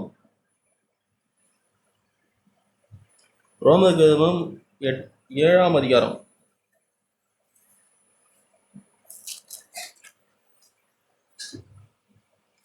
8ஆம் அதிகாரம் 22ஆம் வசனம். அன்றியும் அவருடைய தீர்மானத்தின்படி அழைக்கப்பட்டுள்ளார். தேவனிடத்தில் அன்பு கூறுவர்களுக்கு சகலமும் நன்மைக்கு எதுவாக நடக்கிறது என்று அறிந்திருக்கிறோம். நான் என்ன அப்படி தான் பார்க்குறேன். ஆமாண்டவரே, கேட்ட எல்லா வார்த்தையிலையும் இந்த ஒரு வார்த்தையை நம்ம இதானிச்சோம்னா, எனக்கு ஆண்டவர் பேசும்போது அப்படி தான் இருந்துச்சு. ஆமாண்டவரே, எல்லாம் வரதான் செய்யும், உலக கவலை எல்லாம் வருதுனாலும், ஆமாண்டவரே நான் உம்முடைய தீர்மானத்தின்படி அழைக்கப்பட்ட மனுஷனா? நாம் உட்காந்து அப்படி தான் யோசிச்சு பார்க்கணும். சூழ்நிலைகள் வரலாம், போராட்டங்கள் பாடுகள் எல்லாம் உண்டு. ஏன்னா நம்ம மாம்சத்தில் இருக்கிறோம், காரியங்கள் எல்லாம் உண்டு. ஆண்டவரே உம்முடைய தீர்மானத்துப்படி நான் அழைக்கப்பட்ட மனுஷன் ஆண்டவரே, அப்படி நம்ம ஆழமான ஒரு விசுவாசத்தில் இருக்கணும். அப்படி தான் தேவன் இந்த பூமியில் இயேசு இருந்திருப்பாங்க. முழுக்க முழுக்க 100% மனுஷனாக இருக்கும்போது நிச்சயமாக அந்த பிதாவே அவருடைய கரத்தையே நம்பி அவர் வாழ்ந்திருப்பார். எப்படி வாழ்ந்திருப்பார்னா, ஆமாம் அப்படி தான் நம்முடைய தீர்மானத்தின்படி அனுப்பப்பட்ட மனுஷன். இது ஏதோ என்ன நானே எழுந்திருச்சு நானும் காரியங்கள் ஒன்று செய்ய முடியாது, உம்முடைய சித்தம் இல்லாமல் என் வாழ்க்கையில் ஒன்றும் நடக்காதுன்ட்டு அப்படி ஆழமாக அவர் விசுவாசிச்சிருப்பார். எனக்கு அப்போ கேட்டுட்டு இருக்கும்போது எனக்கு ஆண்டவர் அப்படி தான் என்னோட பேசினாங்க. நான் ஒரு காரியம் சொல்ல, நேற்று எங்கள் வீட்டில் வயலில் பருத்தி போட்டோம். அப்போ எங்கள் அப்பாவும் நானும் தனியாக இருக்கும்போது ஒரு காரியங்கள் பேசிட்டு இருந்தோம். இன்றைக்கி பக்கத்து வயலில் அறுக்க போகிறாங்க, நம்ம வயல் கொஞ்சம் பாதுகாப்பாக இருக்காது அப்படி இப்படின்னு பேசியிருந்தாங்க அப்பா. நான் சொன்னேன், ஏன் நாளைக்கு சர்ச்சை போய்ட்டு வந்து இங்கே உட்காந்துக்க வேண்டியதானே? ஆமாம், சர்ச்சை போய்ட்டு வந்து எனக்கு வேலை இருக்குது, நான் போகணும் அப்படின்னு காரியம் சொன்னாங்க. அப்போ நான் ஒரு காரியத்தை சொன்னேன். அப்போ எங்கள் அப்பா சொல்லும்போது சொன்னாங்க, வேலை கிடைக்கிறதே பெரிய விஷயமா இருக்குது, சர்ச்சை போய்ட்டு இங்கே உட்காந்து கதைக்கு ஆகுமா அப்படின்னு சொல்லும்போது நான் சொன்னேன், நான் ஒரு காரியத்தில் அந்த காரியத்தில் நான் கடந்து போன ஒரு காரியத்தை நான் சொன்னேன். இல்லைப்பா அப்படி இல்லை, ஆண்டவர் நம்ம முதலாவதாக வச்சோம்னா வேலையெல்லாம் நம்ம வீட்டு வாசலுக்கு தேடி வரும். நான் ஒரு விஷயத்த சொல்கிறேன். நான் இந்த ரயில்வேல நான் வேலை செய்கிறேன்னா காரியங்கள், அதில் பெரிய இன்ஜினியர் அவர். நானும் எப்பயாவது நானும் எப்பயாவது சடனாக எப்பயாவது நான் ஃபோன் அடித்து சார் ஒன்றும் வேலை இல்லையா அப்படின்னு கேட்டுருவான். ஆனால் அதிக முறையாக அவர் ஃபோன் அடிக்கும்போது, சார் நான் இப்போ சர்ச்சைக்கு போகணும் சார் நான் இப்போ சர்ச்சைக்கு போகணும் சார் அப்படின்னு சொல்லும்போது அவர் ஒரு நாள் என்னை கேட்டார், ஐயோ நீ சர்ச்சில் என்ன பாஸ்டரா, எப்போ பார்த்தாலும் சர்ச்சைக்கு போகணும் அங்கே ஏதாச்சும் ஒன்று கவனிக்கிறாங்களா அப்படின்னு அவர் நிறைய கேள்வி கேட்டார். இல்லை சார் அப்படிலாம் சார், நான் சாதாரண விசுவாசி சார், ஆண்டவருக்கு தான் சார் முதலிடம், அதனால் வேலையெல்லாம் அவர் கொடுத்தது சார். இப்போ உங்கள்கிட்ட நான் அந்த வேலை செய்கிறேண்ணே, இது ஆண்டவர் கொடுத்தது சார், ஏதோ நீங்கள் கொடுத்தது நீங்கள் நினச்சிருக்கலாம், நீங்கள் தான் கொடுக்குறீங்க, உங்கள் மூலயமா எனக்கு ஆண்டவர் கொடுத்தது சார் அப்படின்னு அவர்கிட்ட சொல்லும்போது, ஓகே உன்னோட காரியம் உன்னோட விசுவாசம் அப்படி இருக்கட்டும் அப்படின்னு சொல்லி அவர் காரியத்தை முடிச்சிட்டாரு. எனக்கு அப்படி தான் இருக்கணும்னு தோணுது. ஆமாம் ஆண்டவரே, உம்முடைய கரத்துலேருந்து தான் வாங்கணும் எதாக இருந்தாலும், அப்படி ரெஸ்ட்டாக உட்கார்ற வாழ்க்கை தான் இது. ஆனாலும் நம்ம கேட்டோம்ல ஒரு பயம் இருக்கணும், இதயத்தில் இருக்கணும். ஆமாண்டே, நிர்பந்தமான மனுஷாண்டர், எப்போ வேணாலும் விழுந்துருவான். இந்த பூமி இருக்கிற கவலையிலையும் எப்போ வேணாலும் நெருக்கிற பாவத்திலையும் எப்போ வேணாலும் விழுந்துருவான். வண்டியில் போகிறப்ப இழுக்குது, ஆமாண்டவரே இல்லை ஆண்டவரே, ஆனாலும் நான் உங்களுடைய தீர்மானத்தின்படி அழிக்கப்பட்ட மனுஷன் அப்படின்னு நம்ம விசுவாசமாக ஆழமாக இருதயத்தில் ஒரு கங்கணம் கட்டிட்டு அலைஞ்சோம்னா இந்த கிறிஸ்தவ வாழ்க்கை நல்லா சந்தோஷமாக சமாதானமாக போகும். இல்லைன்னா அப்படின்னு நம்ம போகிற போக்கிலே பின்னாடியே போக தான் தோணும். நான் பார்த்ததை தான் சொல்கிறேன். ஒரே ஒரு வசனம் மட்டும், ரோமருக்கு காலிலேருந்து கேட்டோம், எபிரேயருக்கு நிருபம் 4ஆம் அதிகாரம் 12ஆம் வசனம். தேவனுடைய வார்த்தையானது ஜீவனும் வல்லமையும் உள்ளதாயும் இருபுறமும் கருக்குள்ள எந்த பட்டயத்திலும் கருக்கானதாயும் ஆத்துமாவையும் ஆவியையும் கணுக்களையும் ஊனையும் பிரிக்கத்தக்கதாக உருவ குத்துகிறதாயும் இருதயத்தின் நினைவுகளை யோசனைகளை வகைகிறதாயும் இருக்குதா? நம்ம தான் பார்க்கணும். நான் அப்படி தான் பார்க்குறேன். ஆமாண்டவரே, இந்த நாளில் சபைக்கு வந்திருக்காண்டவரே, என்னோட ஒரு வார்த்தை பேசியிருக்காண்டவரே, எவ்வளவோ சரி பண்ண வேண்டிய காரியம் இருக்காண்டவரே, எவ்வளவோ உங்களை போல் அன்புல எவ்வளவோ குறைவாக இருக்கிறாண்டவரே, எவ்வளவோ கீழே கிடக்கிறாண்டவரே, ஆமாண்டவரே தட்டி விடுங்க என்ன, ஆமாண்டவரே உங்களுடைய அன்புக்கு நேராக திருப்புங்க ஆண்டவரே அப்படின்னு தான் அவருடைய வார்த்தை அப்படி தான் பேசுது. அப்படி பிரிக்கும் நம்முடைய ஆவியும் ஆத்துமாவையும் அப்படி பிரித்து தான் காமிக்கும். ஆமாம், இது இல்லை என்னோட நினைவு, நீ நினச்சிட்டு இப்போ உட்காந்துருக்கே, இது இல்லை என் நினைவு வேற அப்படின்னு ஆண்டவர் நல்லா ஆழமாக பேசுகிற மாதிரி இருக்கும். அவருடைய பார்வைக்கு மறைவான சிருஷ்டி ஒன்றும் இல்லை. ஆமாண்டவரே, எல்லாம் நமக்கு தெரியும் ஆண்டவரே, என்னை பற்றி ஆண்டவரே உச்சந்தலை முதல் உள்ளங்கால் வரை உமக்கு தெரியும். ஆமாண்டவரே அப்படின்னு நம்ம உட்காந்தோம்னா நிச்சயமாக ஆண்டவர் நம்மளோட ஏதாச்சும் ஒரு சகோதரோட பேசுவாங்க, நிச்சயம் பேசுவாங்க. இவங்களோட தான் மட்டும் பேசுவாங்கன்னு இல்லை, ஆண்டவர் யாரோடனாலும் பேசுவாங்க. நம்ம மட்டும் நம்மளுடைய இருதயத்தை திறந்து வச்சு உட்காந்தோம்னா இவங்க பேச வந்திருக்காங்களா அப்படின்னு நம்ம ஒரு நாள் என்ன கூடாதுங்க. நான் அப்படி என்றதே இல்லை. ஆமாண்டவரே என்னோட பேசிடுங்க, இந்த ஆளை வந்திருக்க ஆண்டவரே ஒரு சகோதரமாக பேசிடுங்க, நான் மனம் திரும்பணும். கிறிஸ்தவ வாழ்க்கையை நான் என்னோட இதில் காரியத்தில் சொல்கிறேன், மனம் திரும்புவது தான் முதலி. அப்புறம் விசுவாசம் எல்லா காரியங்கள் எல்லாம் ஆண்டவர் பொறுப்படுத்துவாங்க.